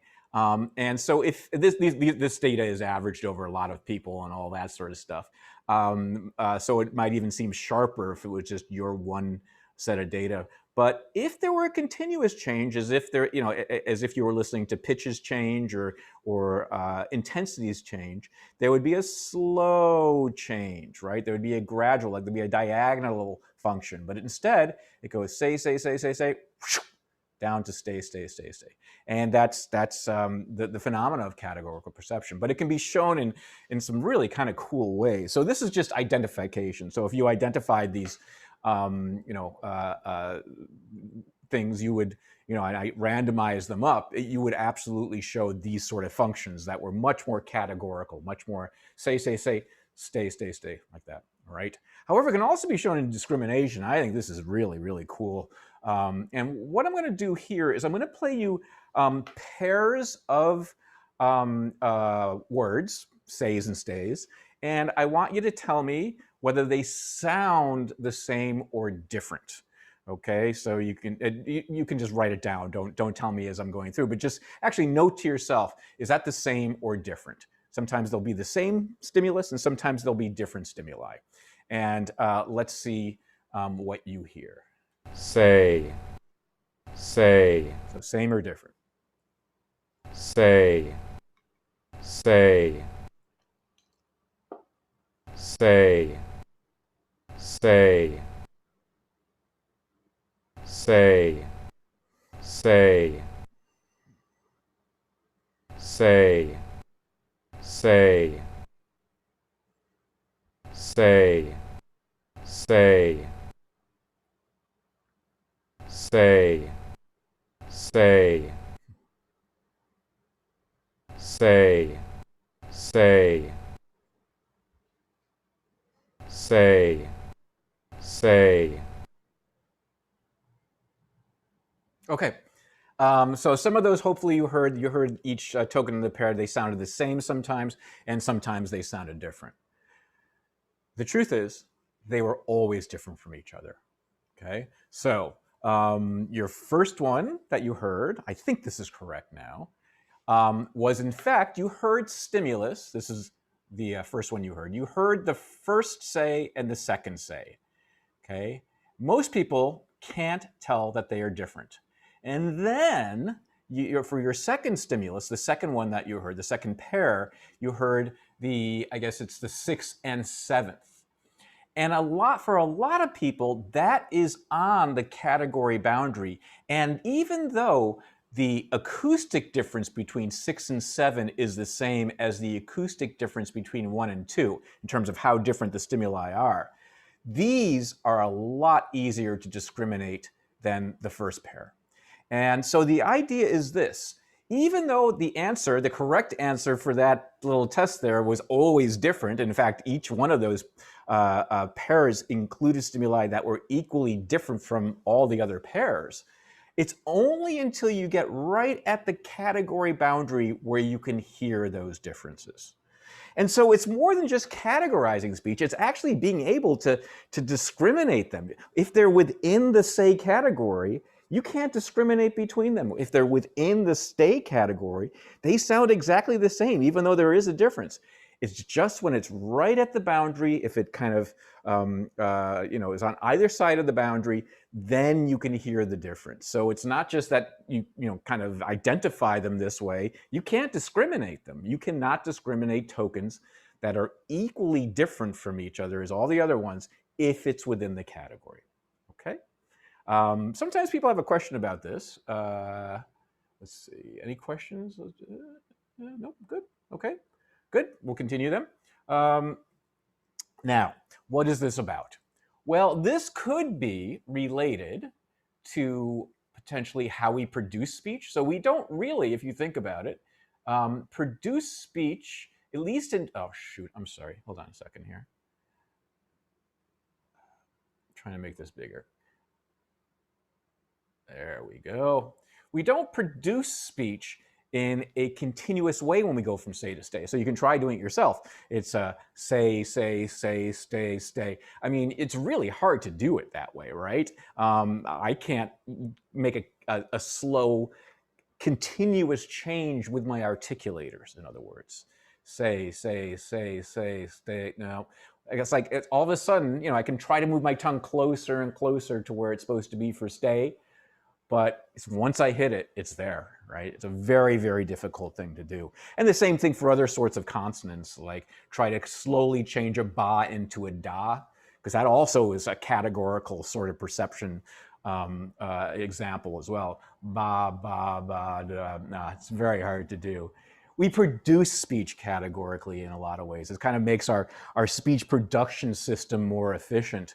And it's probably one of the bases for the way we perceive speech categorically. But it is unique, right? So again, you have non-speech sounds. You change non-speech sounds in a continuous way. People perceive it as continuously changing, whether it's pitches, whether it's intensity. If it's acoustically continuously changing, perceptually it will follow that continuous change, except for speech. Speech seems to be different in that way. Okay, we'll talk a little bit more about this in just a second, but I wanted to, at this point, bring in a little of the developmental issues having to do with this. So you might know a little bit about this. I just mentioned a little bit about this, that when an infant is born, in fact, they can perceive, differences between bas and das and gas. And it is, something that then changes within the first year of life. But let me step back a second and say how we do test this in infants. Typically what we do is we play sounds for infants and test how quickly they get bored, right? So we'll talk, it was a part of an experiment. I did one developmental experiment in my life, and it's the most cited study I've ever done. Anyway, one way of doing it is habituation, right? So if you're talking about newborn infants, what you can do is you can test their boredom by measuring their pacifier sucking. If they suck fast, that means that they are, kind of energized, they are, activated. If they get bored, they start slowing down their sucking. That's a very easy way of doing it. So high amplitude sucking is very often the way this is tested. Another way is gaze, and we'll talk about that later, that you can test when an infant hears something new, because they'll look at a monitor or look in a certain direction, or of course, if they hear something new, they can start sucking faster too. So these are all ways of just testing an infant's basically boredom, habituation or boredom. And if you change the stimulus, will they notice a change? Will they, if I play ba, ba, ba, ba, ba over and over again, they'll start sucking fast at first, but then they'll get a little bored. If I then change to da, da, da, they'll start sucking fast and get bored again if repeated da. So this is kind of a neat way to be able to tell what infants are perceiving. And these are, again, sometimes not much more than a few days old. Later on, with the gaze techniques, you have to use infants that are a few months old, but it's very effective. And what you find is, as early as they can be tested on this, they do categorize speech as well. They categorize bas and das, and pas and tas and things like that. A lot of different consonants that are part of our language. Oh, and something else I wanted to mention about this. You can show that it's not just a change in the acoustics that's causing this, right? You can, or I guess the superficial acoustics, because what you can do is you can present a series of bas to an infant, but change like the pitch. So it would sound like this: ba, ba, ba, ba, ba, okay? And an infant would start sucking fast as you first played those, but then it would get bored after a while until you then changed it to da, da, da, So it's not just changing from ba to da because of some superficial acoustic dimension, because the superficial acoustic dimensions are changing all the time with the frequency, the pitch change. It is, in fact, what we call a phonemic change, a change in the phonemes that it's perceiving. You know, a change, again, phonemes are like the letters of heard speech, of spoken speech. It's the fact that it's changing from ba to da that they're picking up on. And they do perceive it categorically, just like, you know, you did in that say to stay sort of demonstration. It's the same sort of thing. This is what I mentioned before now, that when you are born, you're able to make those discriminations and categories with sounds from all languages around the world, potentially. And that is something that then narrows over time, so it becomes specific to your native language. And there's classic, you know, certain languages have distinctions that English doesn't. A lot of this, the history of this literature has been tested with Japanese babies, where Japanese adults have trouble distinguishing R's from L's. They don't show a categorical perception between them by any means, the R's and L's, but Japanese babies do. They are able to make that distinction, and they're able to make that distinction up to about a year or so of life. These are, you know, babies that are learning their native language. As they learn their native language, Japanese, in order to kind of fine-tune the important contrast of their own language, Japanese, it kind of, it comes at the cost of losing the discrimination of other languages' important segments. R and L is not an important distinction for Japanese, so they kind of lose that, and it allows them to kind of concentrate on their own segments. Okay, so it disappears about 12 months. There's some, you know, controversy. Oh, monkey faces, yeah. I just, this is just an aside. There is some evidence that there's something analogous that occurs in face perception, and that is this. Babies are better at distinguishing subtleties in monkey faces than are human adults. So human babies can make distinctions in both human adult or human faces and monkey faces, okay? But they then lose that ability to distinguish monkey faces, that kind of superpower they were born with, at about 12 months. Okay, I'm not exactly sure how to interpret this, but it has been replicated a number of times. I guess the good news is that if you are being raised by monkeys, you'll be able to discriminate their faces, and you know, that will continue through your lifetime potentially. But it's interesting. It's that it shows the same kind of perceptual kind of narrowing and specificity across the first year of life. Okay, it's kind of a cool thing. Okay. Any questions on this before we continue? Okay, great. Let's continue and now talk about this multi-sensory aspect of perception. And I know you folks have seen this before, I assume. We're talking, of course, about the McGurk effect. And I guess the best way for me to show this to you is just to demonstrate it. And actually, this is my favorite example of the McGurk effect that I'm about to show you. You might know that I've kind of been in a demonstration of this on YouTube that's gotten, you know, 5 million views, and it's terrible comments about my teeth and stuff, but I won't get into that. This is my favorite example. I like this example better than the one I'm actually in, so I'm going to show you that one instead. So you're going to see a face, and the face is going to be articulating some syllables, and I want you to watch the face and listen, and then tell me what you hear, or note at least in your own mind what syllables you hear. Okay. Oh, okay. I guess press again. Uh-oh. Ba. There he is. Ba. Ba. Shoot. Ba. Okay. So I just realized that we've got this crappy synchronization problem between the audio and visual channels on Zoom, and that we have this problem where you're not seeing a smooth video. So let me play it for you again. We'll try it again and see. Hopefully this will be enough that you'll get at least some of the effect. Ba. Ba. Ba. Ba.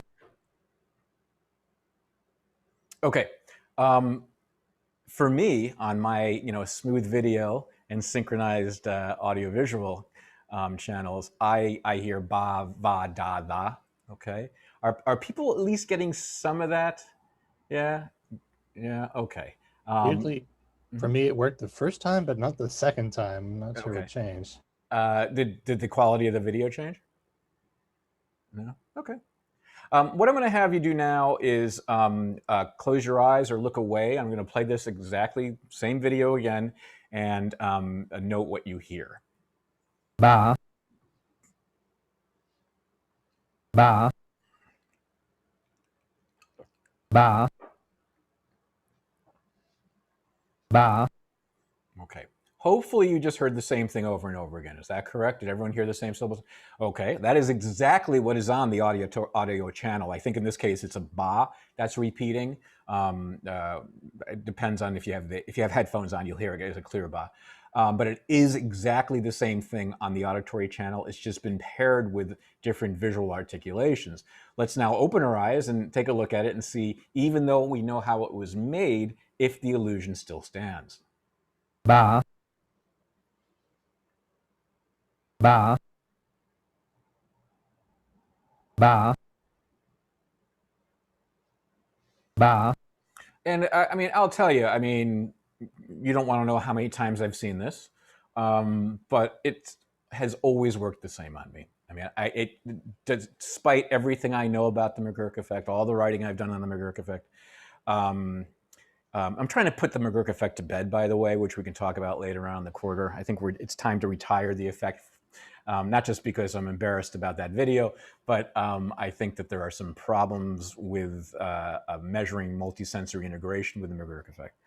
That being said, it is so powerful. It really is. And if you want an example of cognitive impenetrability, unawareness of what the process is like, that listing that you saw before with regard to the characteristics of modules, this is beautiful, right? So it doesn't matter that you know that in fact the audio and visual were different, right? That the audio, I think ba ba ba in this case, the video were things like va, va, ga and stuff. And what's really cool with this, I think, or one of the things that's really cool, is your impression is one of sound, right? You believe you're hearing something that is based, partly at least, on what you're seeing. It really doesn't make much of a difference whether we give people instructions to make their judgments based on what they're hearing or not. It still works. It still works the exact same way. And as you can see, sometimes the visual stimulus overrides the auditory stimulus in these cases, and other times there's actually kind of an interesting kind of compromise between what's being heard and what's being seen. So this is often the one that is most studied. If you play an audio ba synchronized with a video of someone articulating ga, what's perceived typically is something in between a da. What I mean by in between, you can think about this as being in between the two places of articulation. You know, ba is at the front of the mouth, ga is at the back of the mouth, da is kind of in between, you know, where the tongue is making that contact with the roof of the mouth. And it's ridiculously powerful. It's been studied. It was discovered in '76, and since then, I can't remember how many references or how many studies there are now. Tens of thousands of studies on the effect. When I was in that video, one of the first comments that was posted after they put that video on YouTube of me, at one point in the interview, I say, I've been studying the McGurk effect for 20 years and the effect still works on me. The first comment was, well, that's 19 years, 364 days of wasted life, Rosenblum, or something like that. What is it with people? Anyway.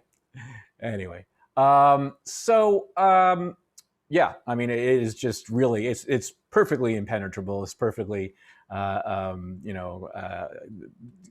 of encapsulated from awareness as well.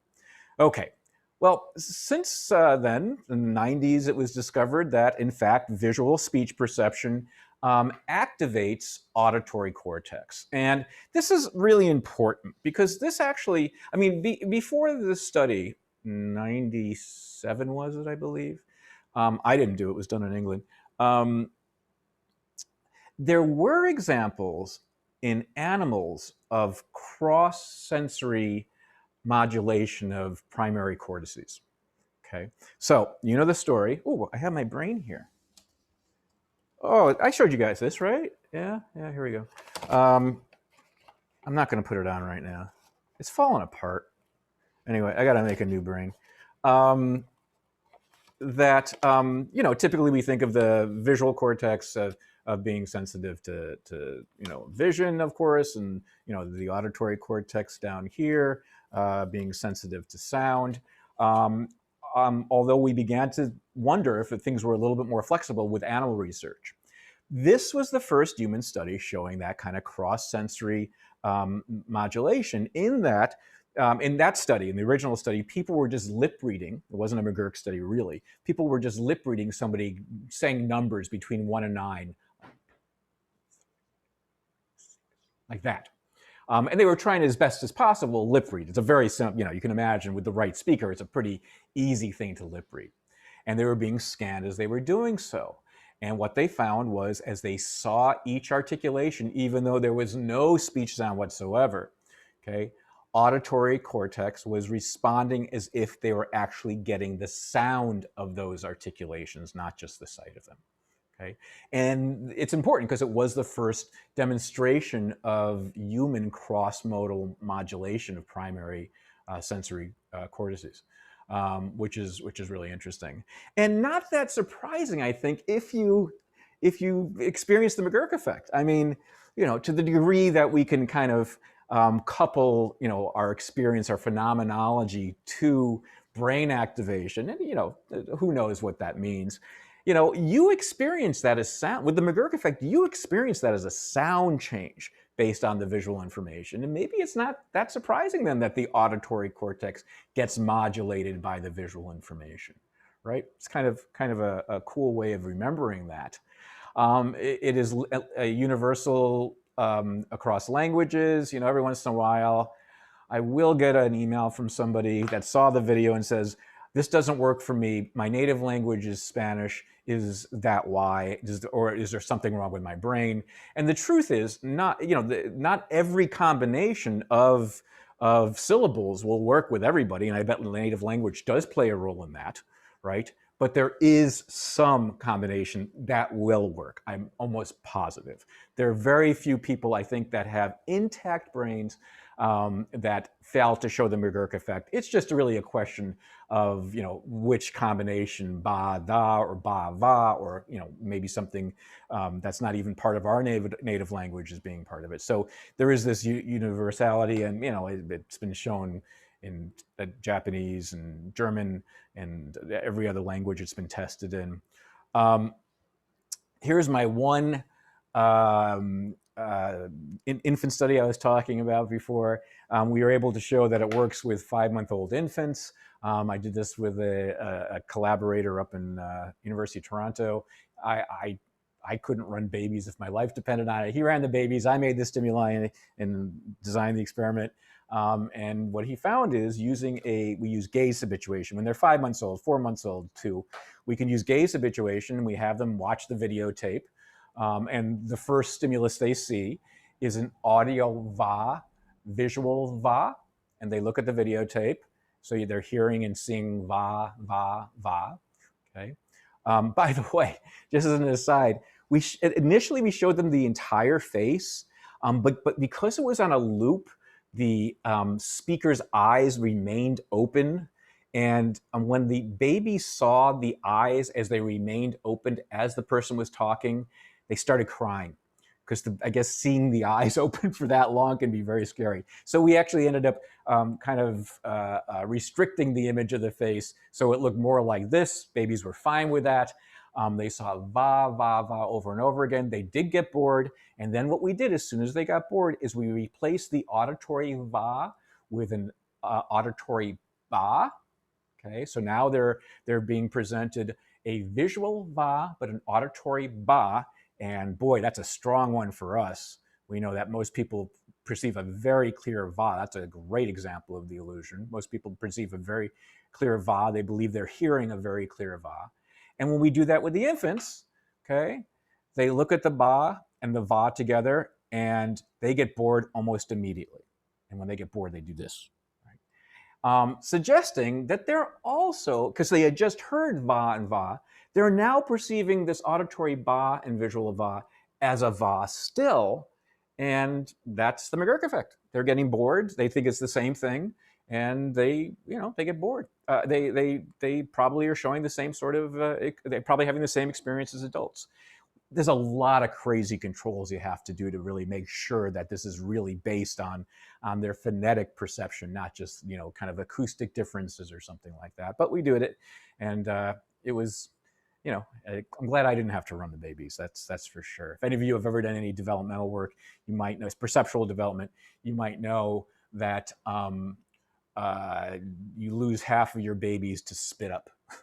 You think it's tough running adult subjects, but now is there about every third to half baby, they'd be happy as a clam and doing a great job, and then all of a sudden, and then okay, experiment's over. Anyway, I'm glad I didn't have to run the babies, but it worked out beautifully. What we did run though is a situation in which we use a point light, what's called a point light technique. And I'll be talking more about this later on in the quarter. But basically what it is, I'm going to tell you, but our subjects didn't know, as you'll hear. We just take little pieces, little dots of fluorescent paint. Basically, they're little holes punched out with a hole puncher that we then paint with fluorescent paint and stick them on the face of a person who's speaking. In this first example that we did, we actually put it, you're seeing it right there. We put it across the cheeks and on the chin. And we also put some dots on the teeth, with the lips certainly, and also the teeth and the tongue tip. And what we did is we brought subjects in with these naive. Let me do this first. This is called the point light technique, as I said. There's somebody, I don't think this was actually this speaker, but this is us putting the points on somebody else. But that's how we make this. And we brought subjects in and sat them down and just presented this to them and didn't say anything about what it was. In fact, we had to cover up the nameplate in front of our lab that said speech lab. We didn't even want them knowing that it was a speech lab. So they sit down and we ask them to tell us what this is. And they say, I don't know, it looks like an outline of a butterfly, or maybe someone just spilt some milk or something like that. Or a lot of people said like it's a star constellation, something like that.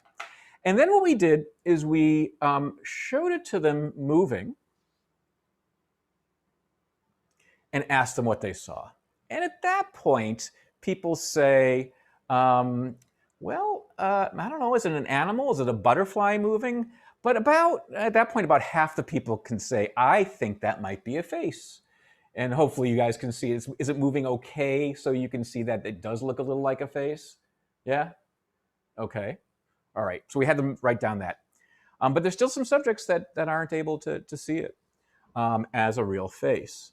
And then what we did is we took that moving face and paired it with a syllable. In this case, the syllable will be ba. And asked them to write down the syllable they heard as they were still watching this mystery stimulus and listening to the syllable. And let's see if this is I can't imagine it's going to work for any of you because of the synchronization problem and the video problem in general. But I'll tell you what happens. Ba, ba, ba. Let me show it to you one more time. va, va, va. Okay. So did anybody perceive that as va, V-A? Anybody? No? Okay. So I'm not surprised because of the problem here. When I show it in class live, typically about a third of people perceive it as va, but here's what happens. If you show it on a big screen and people are wearing headphones, about 50% of the time people do hear this as a va. And pretty much we had very few subjects that didn't show it at least some of the time. It is a visible articulation of our speaker saying va paired with a ba. And so it's not as strong as the McGurk effect that you saw with the face up here, right? Certainly not as strong, but we do get it, okay? Which is interesting. But what you might find even more interesting is this. After we were done testing them with the syllables and asking them what they heard, we then asked them, now do you know what the stimulus is? And we still had about a quarter to a third of our subjects saying, I have no idea. I heard syllables, but I think that still looks like a star constellation maybe, or some sort of splattered milk or whatever, a butterfly flapping its wings or something like that. And we thought that's really strange that they didn't see it as a face. We were really actually very surprised, especially when we had already paired it with an auditory syllable. But we looked back to see if they showed the McGurk effect. And in fact, they did. They showed the McGurk effect without ever being consciously aware they were seeing a face.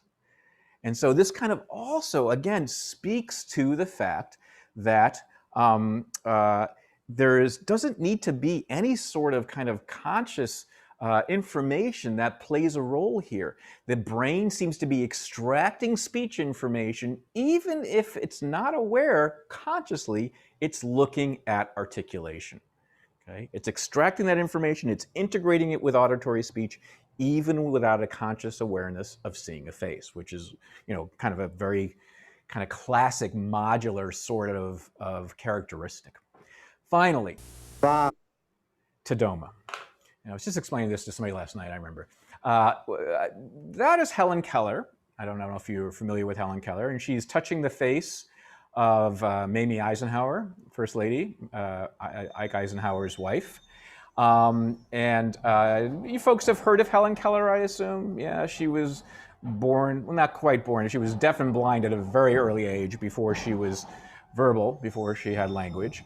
And so the way she had to learn language initially was by her teacher teaching her sign, kind of signing in her hand, which was it took us some time for her to understand that the signs actually referred to things in the world. If you've ever seen the movie The Miracle Worker, you're maybe familiar with that. And she could communicate with people like that. If they knew sign language, her family learned sign language. She went to a deaf school, and they could do signing in her hand. But she had to also learn to communicate with people who didn't know sign language. And so she couldn't lip read, obviously. So what she decided to do was touch the face of a speaker as they were speaking. Okay? She does it differently than how most people who are deaf-blind do it. For a book I wrote, I interviewed a deaf-blind individual who uses this technique. It's called the Tadoma technique. He does something, Rick Joy is his name, he does something more like this, where he puts his thumb on the lips and the first finger on the jaw like this, and then with his 3 fingers here, touches the voice box so he can feel the vibrations there. This turns out to be really important. The timing relationship between the vibrations here and what the lips are doing is critical. If he's missing either of those things, he can't do it at all. But Helen Keller, like my friend Rick, like other people who have kind of mastered this technique, can use this as their main means of communication with people who don't know sign language. And when I interviewed Rick for 2 hours, he was touching my face pretty much the whole time. It was kind of like speaking to, maybe in like your grandparents in a noisy restaurant. If your grandparents are starting to have a little hearing loss, you have to speak a little louder if it's noisy, or maybe a little slower, a little bit more clear. You have to concentrate on speaking more clearly. It was like that. I mean, he rarely had to ask me to say things over again. In fact, his speech was more difficult for me to understand because he doesn't have feedback to know how his speech sounds. His speech was more difficult for me to understand than my speech was for him to understand, even though I was hearing and watching his face and he was just touching my face. This is the Tadoma technique. If you're interested, it will take you about 100 hours to practice in order to do this well enough to understand sentences. Okay, again, without any sound, without any sight. You'd have to touch somebody for about 100 hours to be able to do this. But this was a means of communication for a lot of people for a long time. It's much less common now for a number of reasons. First of all, there are fortunately fewer deaf-blind people in the world than there were. There was a large number of deaf-blind people because of rubella. So you've probably heard of rubella. It was a disease that we now have a vaccine for, the MMR vaccine. That's controversial. The R is rubella. So let's hope that with fewer folks vaccinating their kids, that rubella does not become something that comes back, because, oh my gosh, rubella is terrible. A lot of people went deaf-blind from rubella. So yeah, Rick Joy did and other folks. Anyway, it's not only that, but cochlear implants is for people that are deaf-blind at birth or at an early age. Cochlear implants are an option now, so it allows them to hear, which is nice. Still, it turns out that this information is not just something that the deaf-blind can use. It's something we can use right off the bat. So I doubt very many of us have ever felt a speech for the purpose, felt a face for the purposes of perceiving speech before. Maybe, I don't know, when you're an infant, you grab your parent's face a little bit, something like that. But certainly as adults, we might, touch a face in a romantic situation or something like that. But for purposes of perceiving speech, it's nothing we intentionally do. But if you were to sit down and listen to noisy speech, like with a noisy background, like behind it, that's what we call noisy speech when there's white noise behind it. So it was difficult to understand. And you had a blindfold on, so you couldn't use lip-read information to help that. If in fact you were touching a person's face, you'd be able to understand what they were saying more easily. So touching a face, even the first time we try it, in the lab, you go into a lab, touch a face. The first time we try that, we can use it to help us understand noisy auditory speech. Also, say you can't hear any speech at all. You're wearing headphones and there's nothing but white noise, so there's no auditory speech coming to your ears, but you can lip read the person.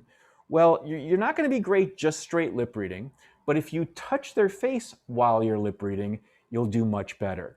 So your brains are kind of ready to use felt speech as well as auditory and visual speech. And finally, here's the big one, okay? You can induce a McGurk effect this way. So what do? Well, you bring in, again, naive subjects like you and me.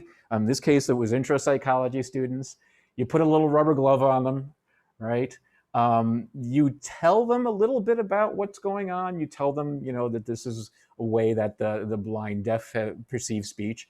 And you have them touch a face. They're like, oh, this is terrible. This is icky. And then you finally talk them into it and they'll do it. You tell them, see, you can probably distinguish certain syllables like a ba from a va. And they say, yeah, I guess I can. Ba, va, da. Yeah, I can distinguish those syllables. It's not that hard if you want to try it on yourself, right? It's doable. And then what you do is you have them continue to touch a person's face as they're listening to auditory speech. You blindfold them, by the way. So this is now not a McGurk effect with audio-visual speech, but with audio haptic speech, touching the face. And you synchronize it, and you do something like you play, the subject listens to ba, ba, ba over and over again as they're touching the face, articulating silently something like va, da, that sort of thing. and you show that you can induce a change in what a person is hearing based on what they are feeling, which is really crazy if you think about it, right? Here's a situation where subjects have never done this before. They've never experienced felt speech or perceiving speech from touching faces.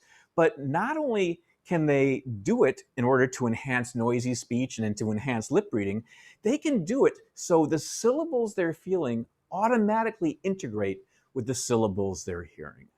Again, the idea here is kind of like the speech module, if there is a speech module, is looking for whatever information it can find about articulation that's out in the world, and about what a person is articulating, what consonants, what vowels they are articulating. And that module doesn't care if the information comes from ears, from eyes, or from even touch, even though it's never been experienced that way before. Now, you can also kind of see that's a bit of a challenge, I think, and there's arguments about this, but it is a bit of a challenge of how, you might consider an associative-based theory of multisensory integration. So, maybe, there are explanations that the way the McGurk effect works, the way that audiovisual speech works, is that we have a lifetime of experience, or at least some experience. A 5-month-old has some experience seeing and hearing speech, and associating those things together allow for integration to happen. But with felt speech, you don't have very much of an association between tactile, haptic speech and the sounds of speech, right? Unless you spend time touching your own face.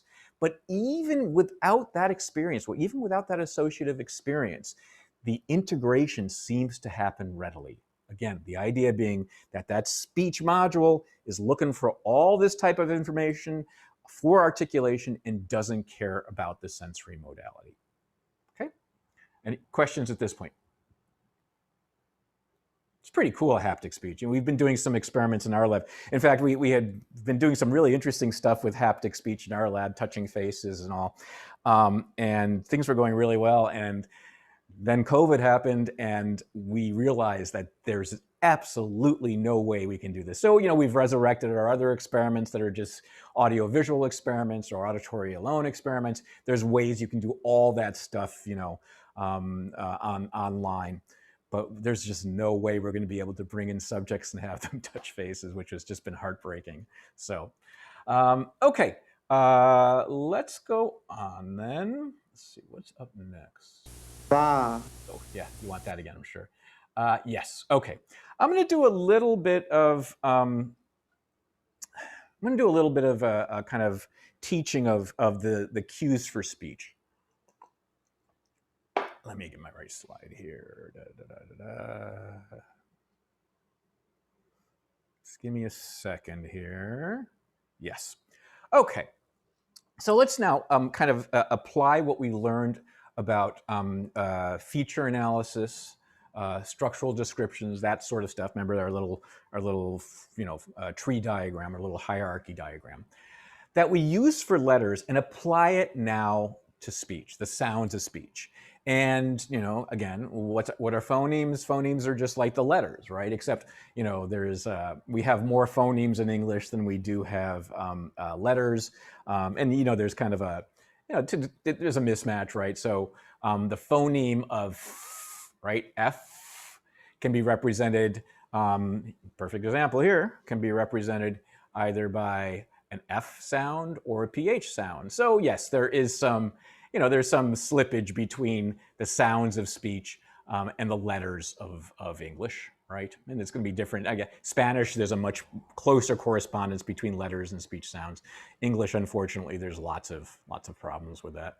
And like an E can make an E sound or an S sound, all that stuff.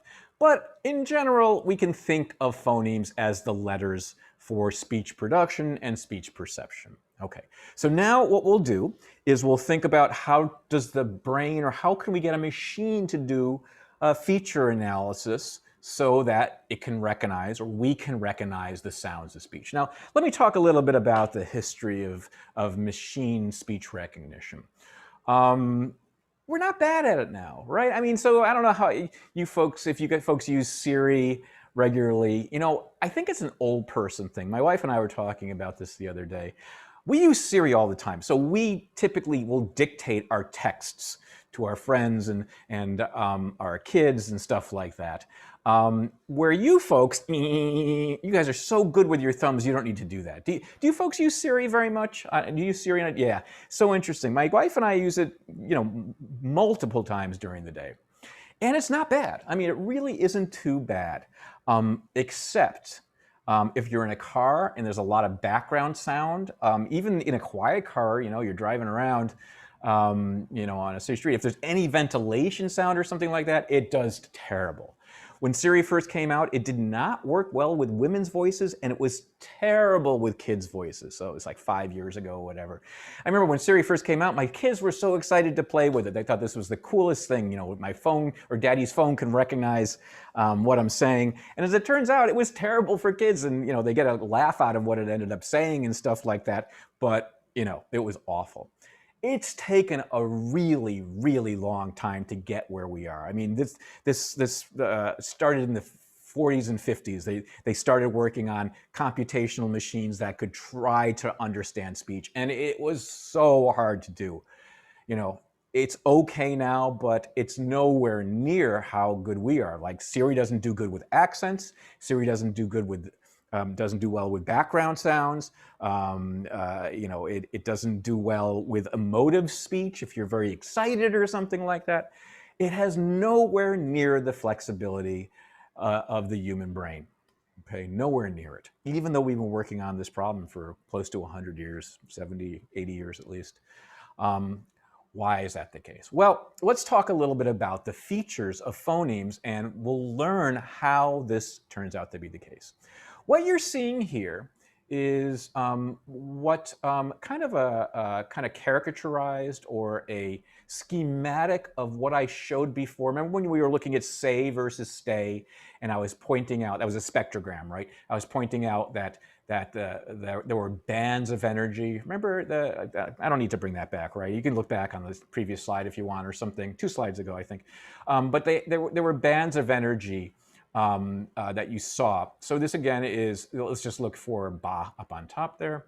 Ba, just this one square here. This is time, so it goes ba, would look like that. This is frequency, and these dark bars here are representing kind of intense bands of energy that are in the signal.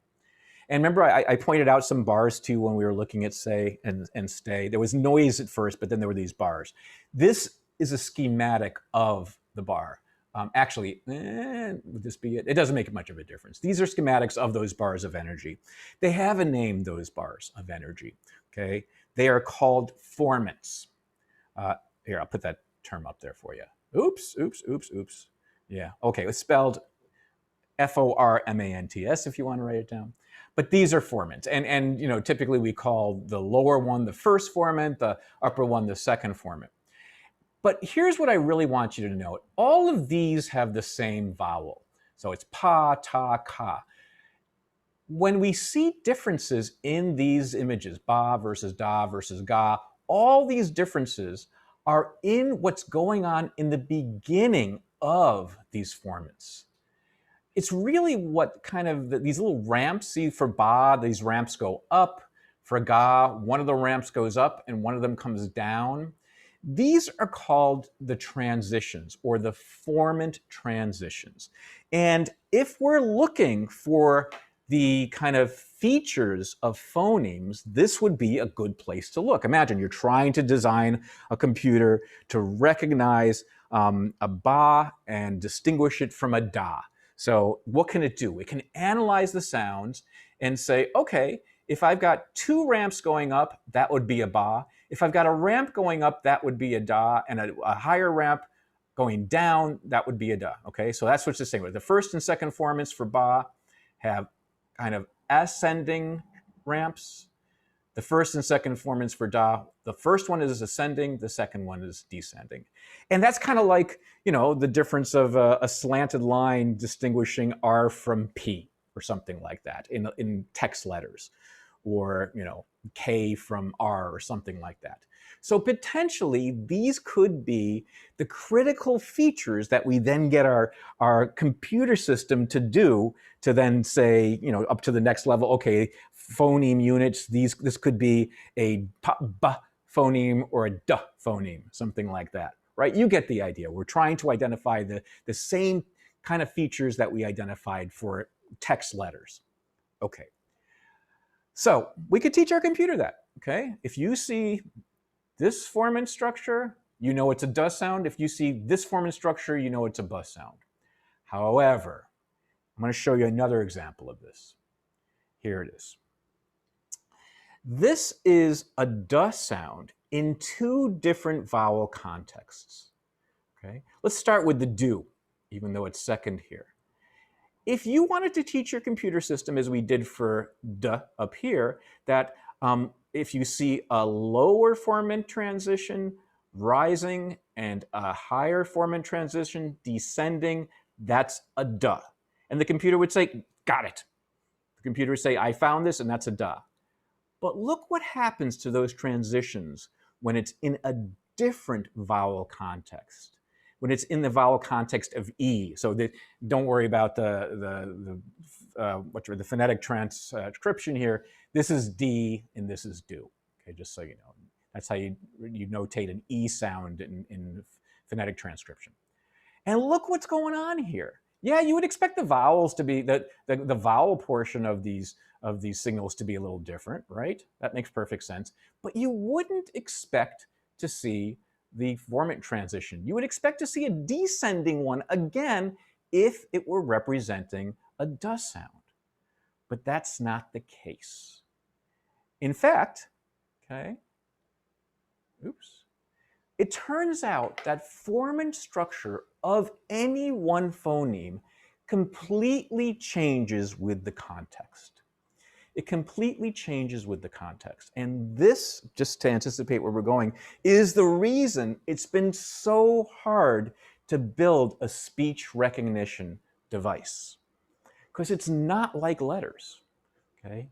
It's not like letters at all. We don't, you know, in our typically has something like a slanted line or, you know, at least a vertical line in a semicircle, regardless of its context, regardless, you know, of what's around it. Like a P here, oops.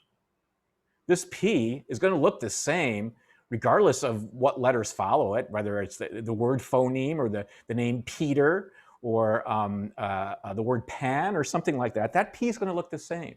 And it's going to have the same features regardless of what's around it, right?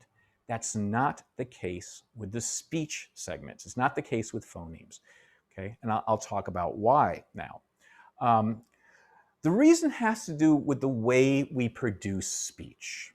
Okay, it has to do with the way we produce speech. So, you know, when you're producing text, when you're typing out text, you're essentially producing one letter at a time. Is that also analogous for speech sounds? When we produce phonemes, are we producing a phoneme one at a time?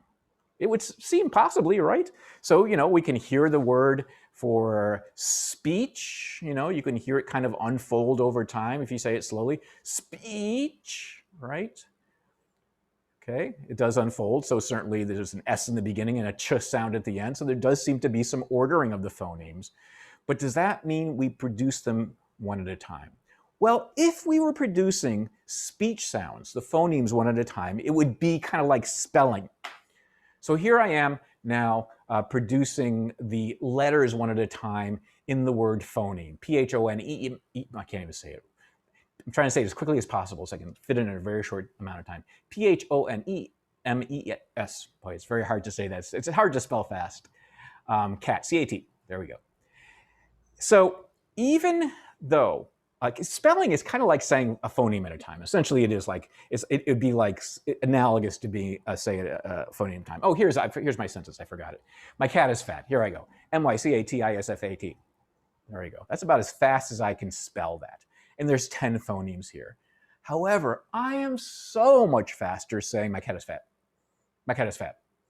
I can produce about 10 to 15 phonemes per second, which is so much faster than I can spell that word or those words, right? It is so much faster, and if spelling is like producing one phoneme at a time, and I can say it much faster than that, I am probably overlapping my production of phonemes.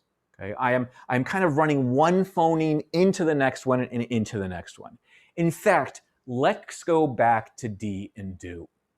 Okay, and what I want you to do, you can pretend to do it if you're embarrassed, is kind of silently say D and do to yourself a couple of times. And then what I want you to do now is stop before you go into the vowel. So here I'm going to say D, but I'm not going to actually produce the vowel. D. And now I'm going to produce do, but I'm not going to produce the vowel. D. Okay, can you already see my lips are formed as I'm producing D? Now the lips have nothing to do with D potentially, right? The D has to do with my tongue hitting my upper palate, my hard palate. Da, da, da.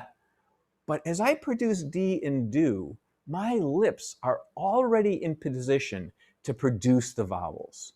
So in fact, so D, D, D, D, okay?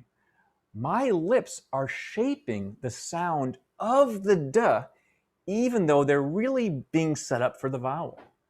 And here's what we got here.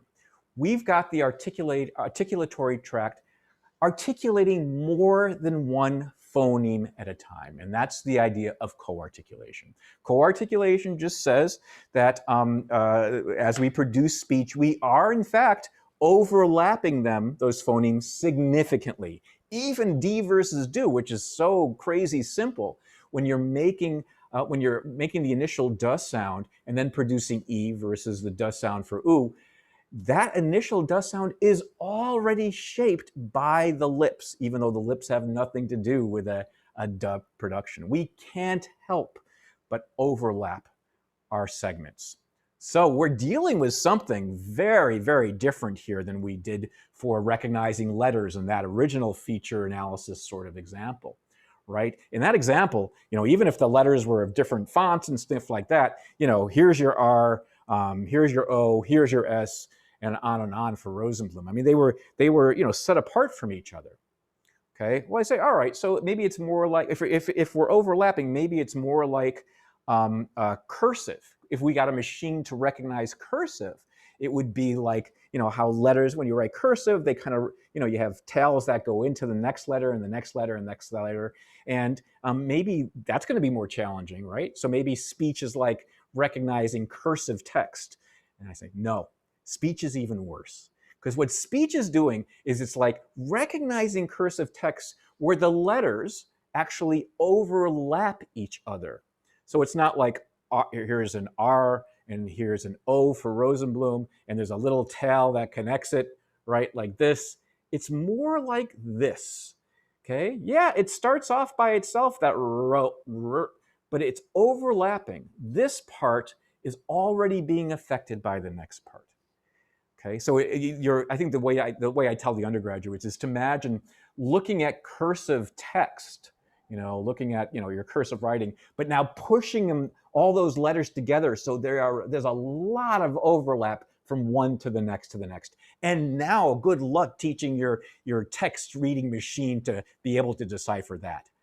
That's what goes on with speech sounds, and that's why it's been so hard to design a machine that can effectively recognize speech.